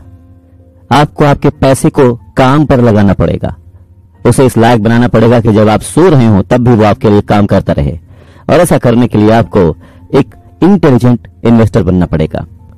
इन्वेस्टिंग को लेकर बहुत सारी गाइडेंस अवेलेबल है मार्केट में, लेकिन अगर एक बेंचमार्क की बात की जाए तो बेंजामिन ग्राहम की यह किताब अपने आप में एक बेंचमार्क है, जिसे पढ़कर सारे लोग कुछ न कुछ समझ सकते हैं। किताब का नाम है द इंटेलिजेंट इन्वेस्टर। इसी पर हम चर्चा कर रहे हैं। वॉरेन बुफे दुनिया के नंबर 1 इन्वेस्टर हैं, और ये किताब जिन्हें वॉरेन बुफे गुरु मानते हैं उन्होंने लिखी है, बेंजामिन ग्राहम ने। सभी great investors the intelligent investor को बाइबल की तरह पूछते हैं, उसे पढ़ते हैं। तो इसके बारे में सुनना, इसके बारे में डिस्कस करना, इसके बारे में चर्चा करना अपने आप में ही बहुत बड़ा काम है और इसे समझना अपने आप में ही बहुत ही फायदेमंद है। इन्वेस्टमेंट दो तरह की होती है, एक अग्रेसिव इन्वेस्टमेंट और एक होता है डिफेंसिव। अग्रेसिव इन्वेस्टमेंट वो होती है कि आप खरीदते जाइए, पर क्या उसमें फायदा है? ऐसे बहुत सारे एग्जाम्पल्स हैं, जब मार्केट क्रैश होता है, लोगों को लॉस होता है, तो बहुत सारे लोग अपनी जिंदगियां छोड़ देते हैं, बहुत सारे लोग उम्मीदें छोड़ देते हैं। तो पहले हमें शेयर मार्केट के टर्म्स समझना बहुत जरूरी है, यानी कि अग्रेसिव वर्सेस डिफेंसिव क्या है। इसको इस तरह से समझ सकते हैं कि मान लीजिए दो दोस्त हैं जो अमीर बनना चाहते हैं, पर इसके लिए वो दोनों शेयर मार्केट में पैसे इन्वेस्ट करना चाहते हैं।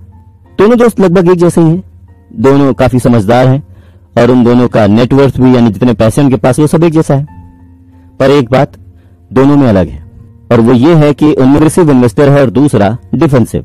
जो अग्रेसिव इन्वेस्टर है वो ये सोचता है कि हम जितना ज्यादा रिस्क लेंगे उतना ही ज्यादा रिटर्न कमाएंगे, इसीलिए वो ऐसे स्टॉक्स में इन्वेस्ट करता है जो जल्द से जल्द हाई रिटर्न दें, भले ही वो कंपनी अच्छी हो या बुरी, उससे कोई फर्क नहीं पड़ता। जबकि जो दूसरा दोस्त है जो कि डिफेंसिव इन्वेस्टमेंट करता है, संभाल कर पैसे इन्वेस्ट करता है, वो सोचता है कि कम से कम रिस्क में रिटर्न मिल जाए, भले ही रिटर्न कम ही हो, उससे कोई फर्क नहीं पड़ता, पर सेफ हो। अब एक दिन ऐसा होता है कि जो अग्रेसिव इन्वेस्टमेंट वाला है उसको 100 रुपए का प्रॉफिट होता है एक शेयर से, वहीं जो दूसरा है जो कि सेफ इन्वेस्टमेंट करता है, डिफेंसिव इन्वेस्टर है, वो उसको सारे शेयर मिलाकर भी 100 रुपए का प्रॉफिट नहीं होता, पर हाँ उसे प्रॉफिट होता है। तो ये सुनने के बाद आपको लगेगा कि भाई अग्रेसिव इन्वेस्टमेंट बेटर है। जी नहीं, इसके आगे की कहानी यह है कि डिफेंसिव इन्वेस्टर ने 4 महीने में 4 इन्वेस्टमेंट किए, चारों स्टॉक्स में उसने 10,000 रुपए का इन्वेस्टमेंट किया। उसके पहले इन्वेस्टमेंट में उसे 5% का प्रॉफिट हुआ, दूसरे में 2 का, तीसरे में 12 का, चौथे में 20 का। मतलब अगर हम देखें तो उसे कुल मिलाकर लगभग 9% का प्रॉफिट हुआ।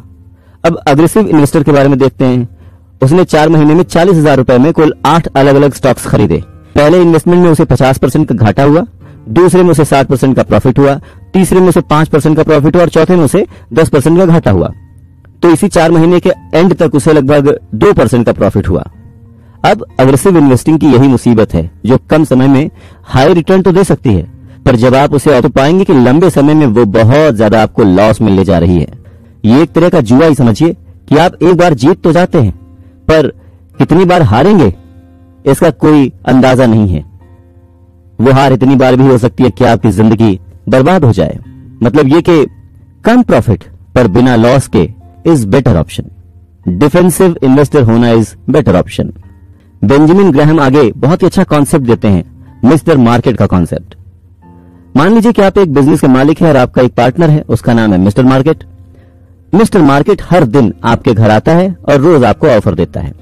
बिजनेस खरीद सकते हो या बिजनेस उससे बेच सकते हो, मतलब उससे कर सकते हो। पर इंटरेस्टिंग बात यह है कि मार्केट बहुत ही भावुक यानी कि इमोशनल है। इमोशनल इंसान नॉर्मली तो ठीक रहते, अच्छे होते हैं, पर कई बार वो इतने इमोशनल हो जाते हैं कि आपको रियल वैल्यू से बहुत हाई प्राइस दे देंगे। कई बार इतने इमोशनल हो जाएंगे, इतना गुस्सा हो जाएंगे कि आपको बहुत ज्यादा लॉस करा देंगे।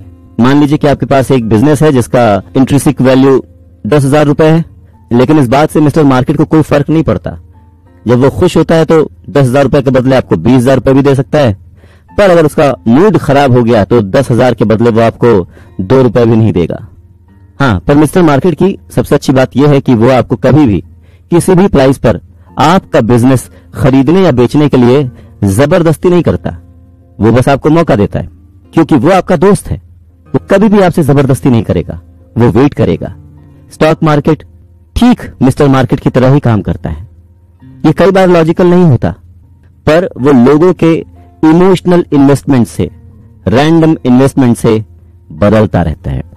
इसीलिए बेंजामिन ग्राहम कहते हैं कि अगर आप इंटेलिजेंट इन्वेस्टर बनना चाहते हैं तो मिस्टर मार्केट से कोई भी बिजनेस तभी खरीदो, स्टॉक मार्केट में कोई भी बिजनेस तभी करो जब वो उसके इंट्रिंसिक वैल्यू से कम में बेच रहा हो, और तभी बेचो जब आपके बिजनेस को उसके वैल्यू से ज्यादा पैसे मिल रहे हों। इसको इस तरह से कह सकते हैं कि जब मार्केट में सब बेच रहे हों तो आप खरीदो, और जब सब खरीद रहे हों तो आप बेचो। अच्छा, डिफेंसिव इन्वेस्टर को पैसिव इन्वेस्टर भी कह सकते हैं, ज्यादा एक्टिवली पार्टिसिपेट नहीं करते।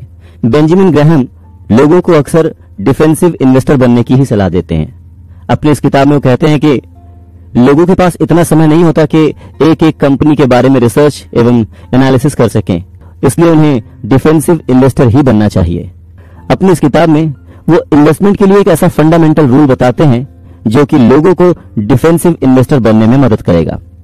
इन्वेस्टर बनने के लिए किसी को भी पोर्टफोलियो को 50-50 में बांट देना चाहिए, जिसका मतलब है कि अगर आपके पास कुल 10,000 इन्वेस्ट करने के लिए हैं तो 5,000 रुपए स्टॉक्स या इक्विटी में डालें और बाकी के 5,000 रुपए बॉन्ड, डेट, कैश या किसी और इन्वेस्टमेंट विकल्प में रखें और इसी 50-50 के रेशियो को मेंटेन किए रखें। मतलब ये कि अगर आपको स्टॉक से 10% का प्रॉफिट हो रहा है तो उसे निकालकर दूसरे साइड में डाल दें और फिर से 50-50 का बैलेंस कर दें। ये एक निश्चित अंतराल तक ऐसे ही हर महीने या 3 महीने पर करते रहें। अब आप इक्विटी में जो निवेश करेंगे वो कम से कम 10 कंपनियों या ज्यादा से ज्यादा 30 अलग अलग सेक्टर की कंपनियों में निवेश करेंगे, वो भी वैसी कंपनियों में जो लगातार कई वर्षों से अच्छा परफॉर्म करती आ रही हैं और आगे आने वाले 20-25 सालों में भी अच्छा ही परफॉर्म करेंगी। यानी कि वैसी कंपनियों को ढूंढिए जिनके प्रोडक्ट्स आप बचपन से इस्तेमाल करते आ रहे हों और आगे भी करते रहेंगे। वो कंपनियां जो कि जरूरत की चीजें बनाती हैं, जैसे वो टूथपेस्ट की कंपनी हो सकती है, तेल, साबुन, आटा, बिस्किट बनाने वाली कंपनी हो सकती है, पेंट बनाने वाली कंपनी हो सकती है, या फिर कुकिंग गैस, पेट्रोल सप्लाई करने वाली कंपनी, या फिर दवा बनाने वाली कंपनी, या फिर बैंक या बाइक, कुछ भी ऐसी कंपनी जो कि आपके जरूरत की चीजें बनाती है और 20, 25, 30 साल तक वो मेंटेन रखने वाली है, उसका प्रोफाइल चेक करें और ऐसी ही कंपनियों के शेयर्स में इन्वेस्ट करें। वैसे बात जब डिफेंसिव इन्वेस्टर की आती है तो ये समझना जरूरी है कि इन्वेस्टर कितनी तरह के होते हैं। वैसे इन्वेस्टर 3 तरह के हो सकते हैं, डिफेंसिव, अग्रेसिव या फिर एंटरप्राइजिंग। एंटरप्राइजिंग इन्वेस्टर क्या है? तो एंटरप्राइजिंग इन्वेस्टर वो होते हैं जो कि डिफेंसिव इन्वेस्टर की तरह औसत रिटर्न भी नहीं चाहते और अग्रेसिव इन्वेस्टर की तरह धुआंधार रिस्क भी नहीं चाहते। ये ऐसे इन्वेस्टर होते हैं जो बहुत समय देकर रिसर्च और एनालिसिस करके इन्वेस्टमेंट करते हैं और अमूमन एक्टिव रहते हैं, जिससे मार्केट से अधिक रिटर्न कमा पाते हैं। ऐसा इन्वेस्टर बनने के लिए बहुत मेहनत करने की जरूरत होती है और यही वो इन्वेस्टर होते हैं जो मार्केट से बहुत ज्यादा रिटर्न प्राप्त करते हैं और आगे चलकर एक महान इन्वेस्टर बनते हैं। इन सब के अलावा एक इन्वेस्टर में 4 चीजों का होना बहुत जरूरी है। तो अगर आप इन्वेस्टर बनना चाह रहे हैं तो ये जरूरी है कि आपके अंदर कुछ खास क्वालिटीज हों, आपको एक स्मार्ट, एक इंटेलिजेंट इन्वेस्टर बनाए। और वो है, आपके अंदर पेशेंस होना चाहिए, आपके अंदर डिसिप्लिन होना चाहिए, आपके अंदर ईगरनेस टू लर्न होनी चाहिए, यानी कि जो नई नई चीजें हो रही हैं उन्हें आप ऑब्जर्व कर सकें और उनका अपने इन्वेस्टमेंट में इस्तेमाल कर सकें। और चौथा है लॉट्स ऑफ टाइम, खूब सारा वक्त होना चाहिए चीजों को ऑब्जर्व करने के लिए। अब ये जो क्वालिटीज हैं ये अक्सर हर एक के पास नहीं होती, इसीलिए बेंजामिन ग्राहम सलाह देते हैं कि एक डिफेंसिव इन्वेस्टर बनना ही बेहतर है। फिर भी अगर कोई एंटरप्राइजिंग इन्वेस्टर बनना ही चाहता है तो उसे खास करके ये चीजें करनी चाहिए। पहला, उसे अगेंस्ट द मार्केट जाना चाहिए। इसका मतलब यह है कि जब मार्केट ज्यादा नीचे हो और सब अपना माल बेच रहे हो तब उस इंटेलिजेंट इन्वेस्टर को अपना जो शेयर है वो खरीदना चाहिए और बेचते समय इसका ठीक उल्टा, यानी कि जब सब खरीद रहे हो तब अपना शेयर बेचना चाहिए। दूसरा, एक ग्रोथ स्टॉक खरीदने के लिए इन्वेस्टर को ऐसी कंपनी खरीदनी होती है जो बड़ी तो हो लेकिन बहुत पॉपुलर ना हो। वो इसलिए क्योंकि जो पॉपुलर नहीं होगा उसके शेयर अक्सर कम दामों पर मिल जाते हैं। तीसरी, आपका ध्यान ऐसे स्टॉक्स पर होना चाहिए जो कि अपनी इंट्रिंसिक वैल्यू से कम में बिक रहे हों लेकिन उनका बिजनेस वेल स्टैब्लिश्ड होना चाहिए। चौथा, आपको स्पेशल केसेस में बाइंग करनी चाहिए, जैसे कि छोटी कंपनी के स्टॉक्स आते हैं जिसे कोई बड़ी कंपनी खरीदने वाली हो, आपको ऐसे स्टॉक्स में इन्वेस्ट करना चाहिए। अपनी इस किताब में ग्राहम एक बहुत ही इंपॉर्टेंट पॉइंट डिस्कस करते हैं। कहते हैं कि सेफ्टी बहुत इंपॉर्टेंट इश्यू है। तो मान लीजिए कि आपको एक पानी वाले जहाज को बनाने का ऑर्डर मिला है जो कि 50 लोगों को ढो सकता है, लेके जा सकता है। तो क्या आपको ऐसा ही जहाज बनाना चाहिए जो सिर्फ 50 लोगों को उठा सके? शायद इसका जवाब होगा नहीं, कैपेसिटी ज्यादा होनी चाहिए। आपकी कोशिश होनी चाहिए कि आप ऐसा जहाज बनाएं जो शायद 50 से ज्यादा लोगों को उठाकर ले जाए, 70, 80, 100 या और ज्यादा। ऐसा क्यों? ऐसा इसलिए कि कहीं ना कहीं आप ये सोच रहे होंगे कि जहाज डूबना नहीं चाहिए। इसी एक्स्ट्रा वजन को उठाने की जो क्षमता है, जो ताकत है, इसे ही मार्जिन ऑफ सेफ्टी कहते हैं। और इसी नियम को स्टॉक मार्केट में भी हमें अपनाना चाहिए। मतलब ये कि जब स्टॉक मार्केट में किसी स्टॉक को लेने के लिए मार्जिन ऑफ सेफ्टी का ध्यान रखते हैं तो उसके 2/3 से ज्यादा पैसे नहीं दें। मतलब कि अगर आप किसी स्टॉक का प्राइस 100 रुपए होना चाहिए ऐसा समझते हैं तो आपको उसे 100 रुपए में नहीं बल्कि उससे कम में खरीदना चाहिए, यानी कि 70, 75, 60, 65, ताकि आप जैसे ही उसे खरीदें उसी वक्त आपको लाभ की, प्रॉफिट की गारंटी हो जाए। यानी कि कोई भी चीज अपनी वैल्यू से नीचे खरीदिए और उसकी वैल्यू से ज्यादा में बेचिए तो ही आपको प्रॉफिट होगा। ये एक बेसिक सिद्धांत है खरीद फरोख्त का। शेयर मार्केट में भी इसी सिद्धांत को अप्लाई करें। बड़ी बड़ी बातों को छोटे में समझना ही अपने आप में सबसे बड़ी कला है, सबसे बड़ा अचीवमेंट है और सबसे बड़ा प्रॉफिट है। अब तक जो बातें कही हैं वो सारी बातें आपको एक फ्लो में, एक गो में, कम शब्दों में अगर याद दिलाऊं तो वो इस तरह से हैं कि आपको स्टॉक्स में इन्वेस्ट करने से पहले मार्केट की हिस्ट्री का पता होना चाहिए।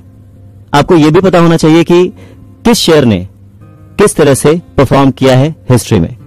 इससे आपको शेयर का जो ट्रेंड है ऊपर नीचे गिरने का वो समझ में आएगा, जैसा कि 2008 में हुई थी या उससे पहले हुई थी या अभी कुछ दिन पहले ही हुई है।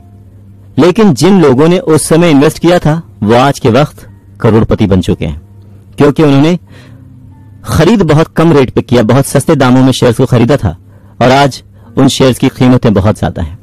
तो इस तरह से मार्केट हिस्ट्री हमें बताती है कि मार्केट कभी ना कभी बुरी तरह से तो क्रैश होती है, पर अगर हम उस समय खरीदने के लिए तैयार रहें तो हम फ्यूचर में अमीर बन सकते हैं।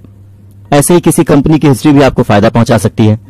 जैसे रिलायंस की हिस्ट्री सबको पता है, कैसे टेक्सटाइल से शुरू होकर वो रिटेल, पेट्रोलियम, टेलीकॉम और न जाने कितनी तरह के बिजनेसेस में आए और उनके इन्वेस्टर्स को उसका बहुत ज्यादा फायदा हुआ।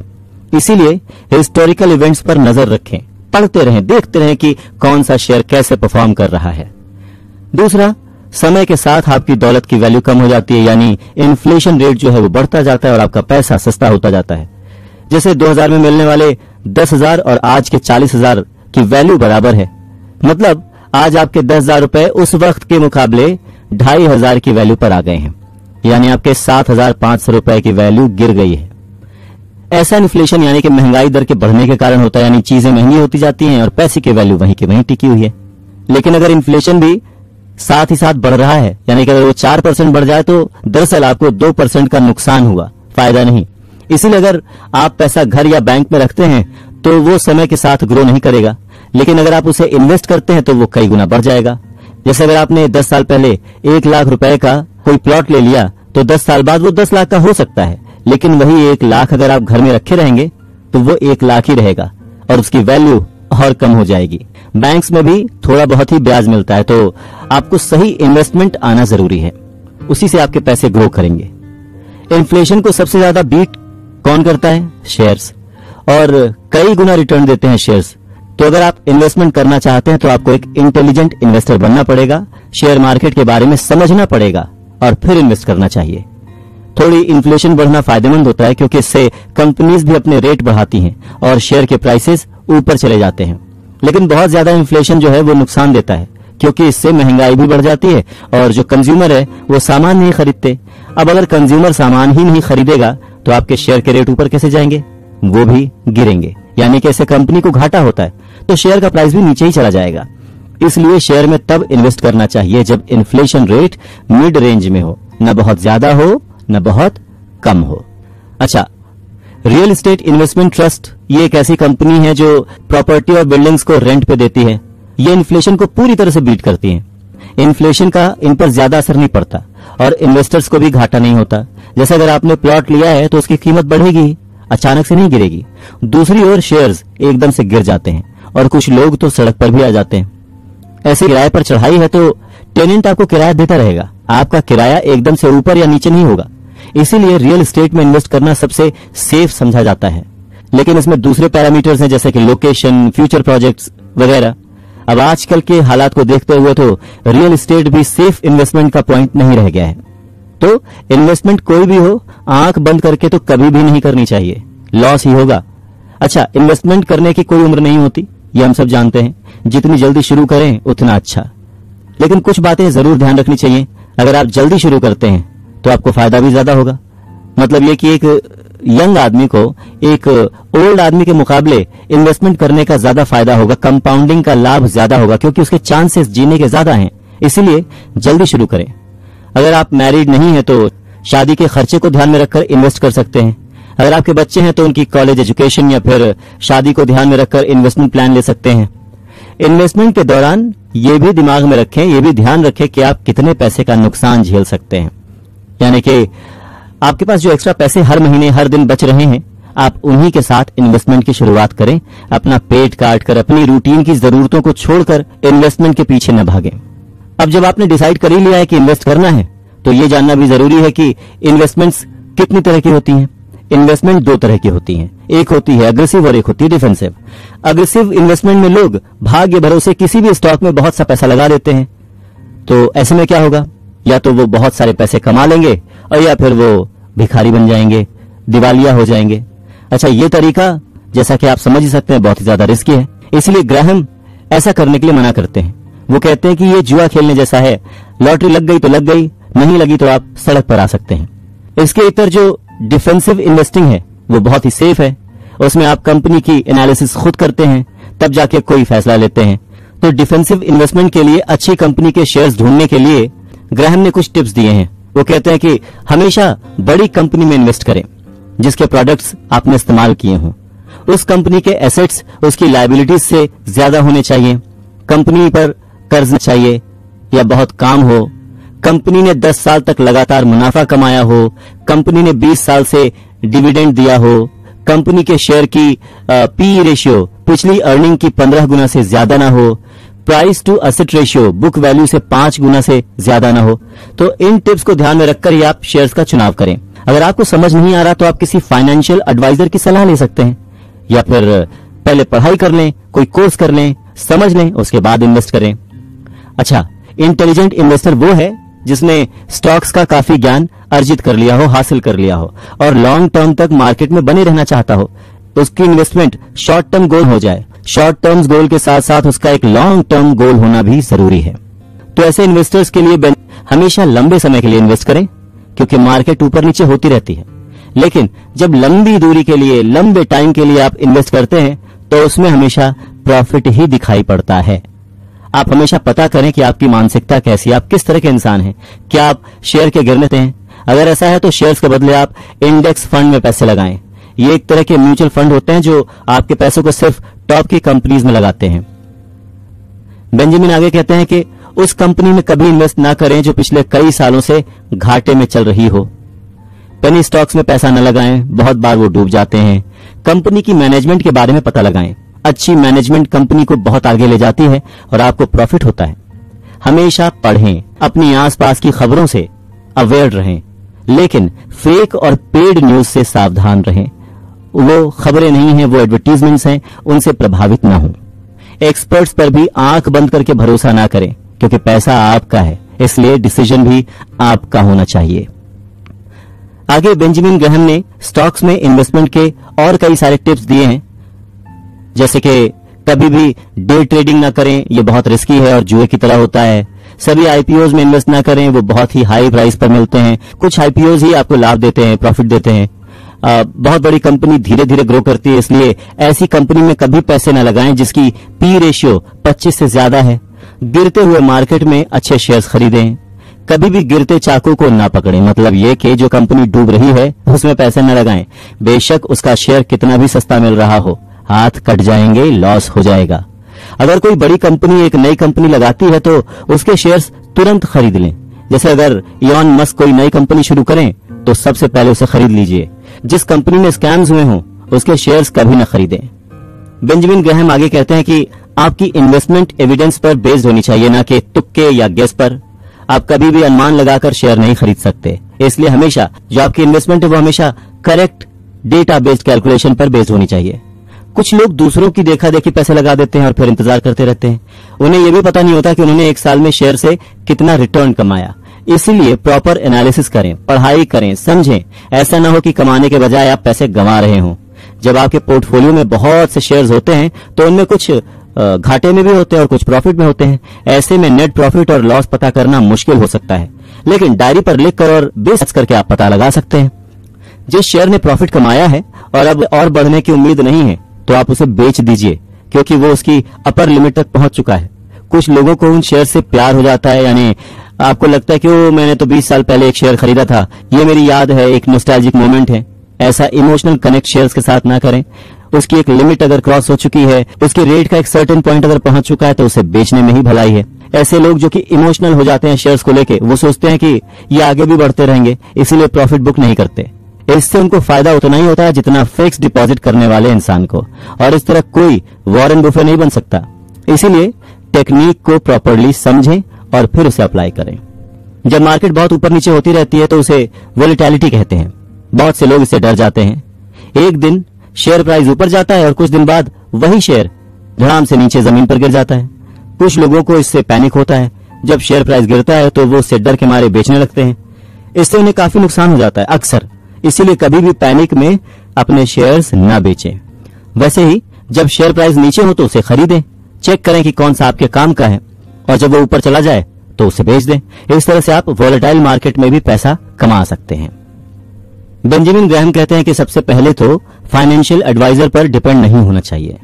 वो बहुत ज्यादा ब्रोकरेज या फी लेते हैं, इसलिए तो फाइनेंशियल एडवाइजर तभी लें अगर आपको बहुत ज्यादा लॉस हो रहा हो, अगर आपका पोर्टफोलियो बहुत ही बड़ा हो, अगर आप रिटायर हो चुके हों। इसके अलावा कुछ फेक एडवाइजर्स भी होते हैं। अगर कोई आदमी आपको ये कह रहा हो कि ये मौका लाइफ में एक ही बार आता है, क्या आप अमीर नहीं बनना चाहते, मेरे पास कुछ खास ट्रिक्स हैं जो आपको कोई और नहीं बताएगा, आप मेरे मेथड से बहुत पैसे बना लोगे, वगैरह वगैरह, तो ऐसे आदमी पर ट्रस्ट ना करें, क्योंकि ऐसी बातें फेक एडवाइजर्स आपको फंसाने के लिए बोलते हैं और बाद में आपको लूट लेते हैं। इसीलिए क्वालिफिकेशन और क्रेडेंशियल देखकर ही अपना एडवाइजर चुनें। किसी भी कंपनी में इन्वेस्ट करने से पहले उसका सिक्योरिटी एनालिसिस जरूर कर लें, लेकिन ये आम इंसान के कंट्रोल से बाहर होता है। इसमें बेसिक एल्जेब्रा का यूज होता है जो फाइनेंस एक्सपर्ट ही कर सकता है। पर इसके अलावा ये बेसिक चीजें भी तो चेक की जा सकती हैं, जैसे कि कंपनी के फ्यूचर प्रोस्पेक्ट्स क्या हैं, कंपनी की मैनेजमेंट में कौन कौन है, उनका एक्सपीरियंस क्या है, कंपनी का फाइनेंस का स्ट्रक्चर क्या है, डिविडेंड रिकॉर्ड कैसा है, डिविडेंड रेट कितना है, वगैरह वगैरह। तो जब भी आप किसी कंपनी के शेयर खरीदें तो मार्जिन का भी ध्यान रखें।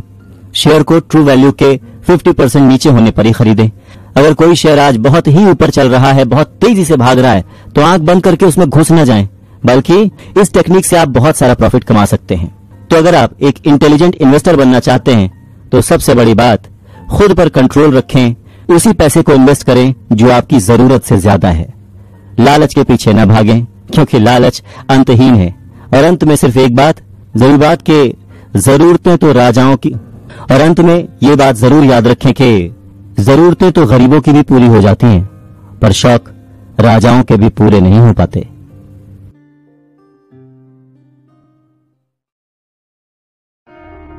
जब खुद कुछ समझ में ना आए ना, तो दूसरों से पूछ लेना चाहिए। अच्छा, जैसे मैंने अभी शेयर किया आपसे कि जब कोई चीज समझ में ना आए तो किसी से पूछ लेना चाहिए, ये बेसिक है, ये बेसिक बात है और ये हर जगह पर लागू होती है। पहला सवाल ही ये होना चाहिए, आपको अपने आप से पूछना चाहिए कि क्या आपको मदद की जरूरत है, क्या आपको किसी की हेल्प लेनी चाहिए अगर आपको इस इन्वेस्टमेंट के बारे में जानकारी नहीं है तो।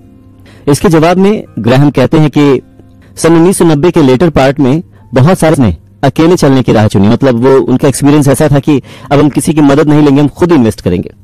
पर उनको इन्वेस्टमेंट का कुछ नहीं पता था। वो सिर्फ स्पेक्युलेट करने के लिए, अनुमान लगाने के हिसाब से सोच रहे थे। तो उन्होंने अपने हिसाब से, अपनी समझ के हिसाब से ऑनलाइन ब्रोकर के माध्यम से कुछ एक ट्रेडिंग की, और उसके बाद वही हुआ जिसका डर था। बहुत सारे लोगों को बहुत सारा लॉस हो गया, और फिर लोगों ने डू इट योरसेल्फ का जो ये निर्णय था उसके ऊपर अपने आप को क्वेश्चन करना शुरू कर दिया कि उन्होंने ऐसा क्यों किया। सब मोस्टली लोग डिप्रेशन में चले गए। उन्हें लगा कि अब ये वापस रिकवर नहीं हो पाएगा। लेकिन वक्त के साथ, जैसे कि वक्त हर चीज को हील कर देता है, उसने इस बात को फिर से हील कर दिया। लोग ठीक हो गए, नॉर्मल हो गए, बाजार वापस अपने शबाब पर आ गया, और लोगों ने यह सीखा कि जो चीज ना आती हो उसके लिए हेल्प लेना ही बेहतर है। तो इन्वेस्टमेंट के मामले में आपको किससे हेल्प लेनी चाहिए? इन्वेस्टमेंट के लिए जाहिर सी बात है आपको किसी इन्वेस्टमेंट मैनेजर से बात करनी होगी। अगर आप मार्केट में हैं तो जो वित्तीय जालसाज हैं, जो फ्रॉड लोग हैं, वो आपको गुमराह करने की कोशिश करेंगे। इससे पहले कि आप अपने वित्तीय भविष्य को एक सलाहकार के हवाले करें, आपके लिए यह जानना बहुत जरूरी है कि आप किसी ऐसे आदमी को ढूंढें जो न केवल आपको कंफर्टेबल फील कराए बल्कि आपको ईमानदारी से काम भी बताए, डिटेल्स बताए। इस बारे में रोनाल्ड रीगन कहते हैं कि विश्वास करो पर वेरीफाई भी करो, यानी कि आंख बंद कर विश्वास मत करो, आप पूरा विश्वास करो, उसे अपनी डिटेल्स बताओ, सब कुछ करो, लेकिन ये सब करने से पहले आप वेरीफाई कर लो कि जिससे आप ये बात पूछने जा रहे हो क्या वो जेन्युइन है। उन लोगों के बारे में सोचकर शुरू करें जिन्हें आप सबसे अच्छे से जानते हैं और आपका जिन पर सबसे अधिक भरोसा है। फिर ये सोचें कि क्या वो आपको किसी ऐसे सलाहकार के पास भेज सकते हैं जिस पर उन्हें पूरा भरोसा है। जो भी वो आपसे चार्ज करेंगे ईमानदारी से उसके बदले काम करेंगे। आप जिस किसी पर भी विश्वास करने वाले हैं उसके बारे में किसी अपने अच्छे जानकार से चेक कर लीजिए, एक अच्छी शुरुआत कीजिए। एक बार आपके पास सलाहकार और उसकी फर्म का नाम और साथ ही साथ उसकी क्वालिटीज, जैसे कि क्या वो स्टॉक ब्रोकर है, फाइनेंशियल प्लानर है, अकाउंटेंट है या इंश्योरेंस एजेंट है, जब ये बेसिक इंफॉर्मेशन आपके पास आ जाती है तो आप उसके बारे में और ज्यादा जानने का काम शुरू कर सकते हैं। जैसे कि गूगल, इंटरनेट सर्च इंजन में सलाहकार और उसका नाम या उसकी फर्म का नाम सर्च कर लें। ये सब देख लें कि वो सही है कि नहीं। गूगल पर उसके बारे में क्या डिटेल्स अवेलेबल हैं, उसके बारे में क्या फीडबैक है, ठीक है, शिकायत, कोई मुकदमा या फिर कोई डिसिप्लिनरी एक्शन लिया गया है या फिर उसे कहीं से निकाला गया है, वगैरह वगैरह। अगर सलाहकार एक स्टॉक ब्रोकर या बीमा एजेंट है तो संबंधित बीमा कंपनी से ये चेक कर लें कि क्या सलाहकार के खिलाफ कोई डिसिप्लिन वाली कार्रवाई तो नहीं की गई है या किसी कस्टमर ने उसके खिलाफ कोई शिकायत तो नहीं की है। अगर आप एक अकाउंटेंट पर विचार कर रहे हैं, उससे बात करने की सोच रहे हैं, उससे अपने बारे में सलाह लेना चाह रहे हैं, जो कि एक वित्तीय सलाहकार के रूप में काम भी करता है, तो आपके राज्य का लेखा नियामक आपको बताएंगे कि जो अकाउंटेंसी की बॉडी है, आप वहां पर जाकर चेक कर सकते हैं कि वो पर्सन रजिस्टर्ड है, उसका फीडबैक कैसा है, उसका काम कैसा है। वित्तीय योजनाकारों या उनकी फर्मों को जिस स्थान पर उनकी प्रैक्टिस हो वहां के राज्य में प्रतिभूति और विनिमय आयोग या प्रतिभूति नियामकों के साथ रजिस्टर्ड होना चाहिए। इसकी जानकारी अपने राज्य प्रतिभूति नियामक की वेबसाइट पर आप देखकर और डाउनलोड कर सकते हैं। उनके डिस्क्लोजर रिपोर्टिंग पेजेस पर खास करके ध्यान दें, जहां पर सलाहकार को नियामकों द्वारा किसी भी अनुशासनात्मक कार्यवाही का खुलासा करना होता है। मतलब आपको अपने वित्तीय योजनाकार के सभी रिकॉर्ड्स को अच्छे से स्टडी करना चाहिए, उसके बाद उसे फाइनल करना चाहिए। अब इसको करने के एक और तरीके के बारे में बेंजामिन ग्राहम आगे बात करते हैं कि एक फाइनेंशियल प्लानिंग लेटर में बहुत सारे सलाहकारों से बात करके उनके रिकॉर्ड्स के आधार पर, उनके फीडबैक के हिसाब पर एक इंटरव्यू का क्वेश्चनर तैयार किया कि आप जब भी कोई फाइनेंशियल एडवाइजर अपॉइंट कर रहे हैं अपने काम के लिए तो आप उससे क्या क्या सवाल पूछ सकते हैं और ये निर्धारित कर सकते हैं कि वो कस्टमर्स की मदद करने की परवाह करता है या बस केवल बेचने के लिए ही जाता है, या फिर वो लायबल है कि नहीं, उस पर भरोसा कर सकते हैं कि नहीं। और वो क्वेश्चंस, वो प्रश्न कुछ ऐसे हैं, वो प्रश्न कुछ ऐसे हैं जो कि मैं लाइन से सिर्फ आपके लिए पढ़ूंगा सो दैट आप उसे समझ सकें, जो मैं एक सीक्वेंस में आपसे शेयर करूंगा सो दैट आप उसको समझ सकें। आपका पहला सवाल अपने फाइनेंशियल एडवाइजर से हो सकता है जब आप उसे सिलेक्ट कर रहे हो कि आप इस काम में क्यों हैं। दूसरा सवाल, आपकी फर्म का मिशन स्टेटमेंट क्या है। अपने अलार्म बंद करने के अलावा आप सुबह उठते ही क्या करते हैं। आपकी स्ट्रैटेजी क्या है इन्वेस्टमेंट के लिए। क्या आप स्टॉक या म्यूचुअल फंड का उपयोग करते हैं। क्या आप तकनीकी विश्लेषण यानी कि डेटा की स्टडी करते हैं। क्या आप मार्केट के समय का उपयोग करते हैं। क्या आप पूरी तरह से संपत्ति प्रबंधन पर ध्यान केंद्रित करते हैं या क्या आप टैक्सेस को, संपत्ति और सेवानिवृत्ति योजना, पेंशन प्लान्स, बजट और ऋण प्रबंधन यानी कि लोन्स और बीमा पर भी सलाह देते हैं। आपकी शिक्षा, अनुभव आपको किस प्रकार की वित्तीय सलाह देने के योग्य बनाते हैं। आपके ग्राहकों को आमतौर पर क्या अपने लक्ष्यों को प्राप्त करने में मेरी मदद कैसे कर सकते हैं। आप मेरी प्रगति को कैसे ट्रैक और रिपोर्ट करेंगे। क्या आप एक चेकलिस्ट देते हैं जिसका उपयोग मैं हमारे द्वारा विकसित किसी भी वित्तीय योजना का ऑपरेशन मॉनिटर करने के लिए कर सकता हूं। अच्छा, ये बताइए आप निवेश कैसे चुनते हैं। क्या निवेश दृष्टिकोण आपको लगता है कि सबसे सफल है और क्या आप मुझे सबूत दिखा सकते हैं कि आपने अपने ग्राहकों के लिए उस तरह की सफलता हासिल की है। जब कोई निवेश पूरे वर्ष के लिए खराब प्रदर्शन करता है तो आप क्या करते हैं? क्या आप निवेश की सिफारिश करते समय किसी तीसरे पक्ष से मुआवजे के किसी भी रूप को स्वीकार करते हैं? अगर करते हैं तो क्यों, या अगर नहीं करते तो क्यों नहीं? आप ऐसा किन परिस्थितियों में करते हैं? क्या आप अनुमान लगाते हैं कि मैं आपकी सेवाओं के लिए पहले साल कितनी फीस का भुगतान करूंगा? क्या समय के साथ इस फीस को कम या ज्यादा करना होगा? अच्छा, अभी आपके पास कितने कस्टमर्स हैं और आप उनसे कितनी बार बात करते हैं? एक ग्राहक के लिए आपकी सबसे बड़ी उपलब्धि क्या रही है? आपके पसंदीदा ग्राहक की क्या विशेषताएं होती हैं? आपके पास एक ग्राहक के साथ सबसे खराब अनुभव क्या रहा और आपने इसे कैसे हल किया? क्या निर्धारित करता है कि कोई ग्राहक आपसे या आपके सहायक कर्मचारियों से बात करता है? ग्राहक कब तक आपके साथ रहते हैं? क्या मैं एक अकाउंट डिटेल की कॉपी देख सकता हूं?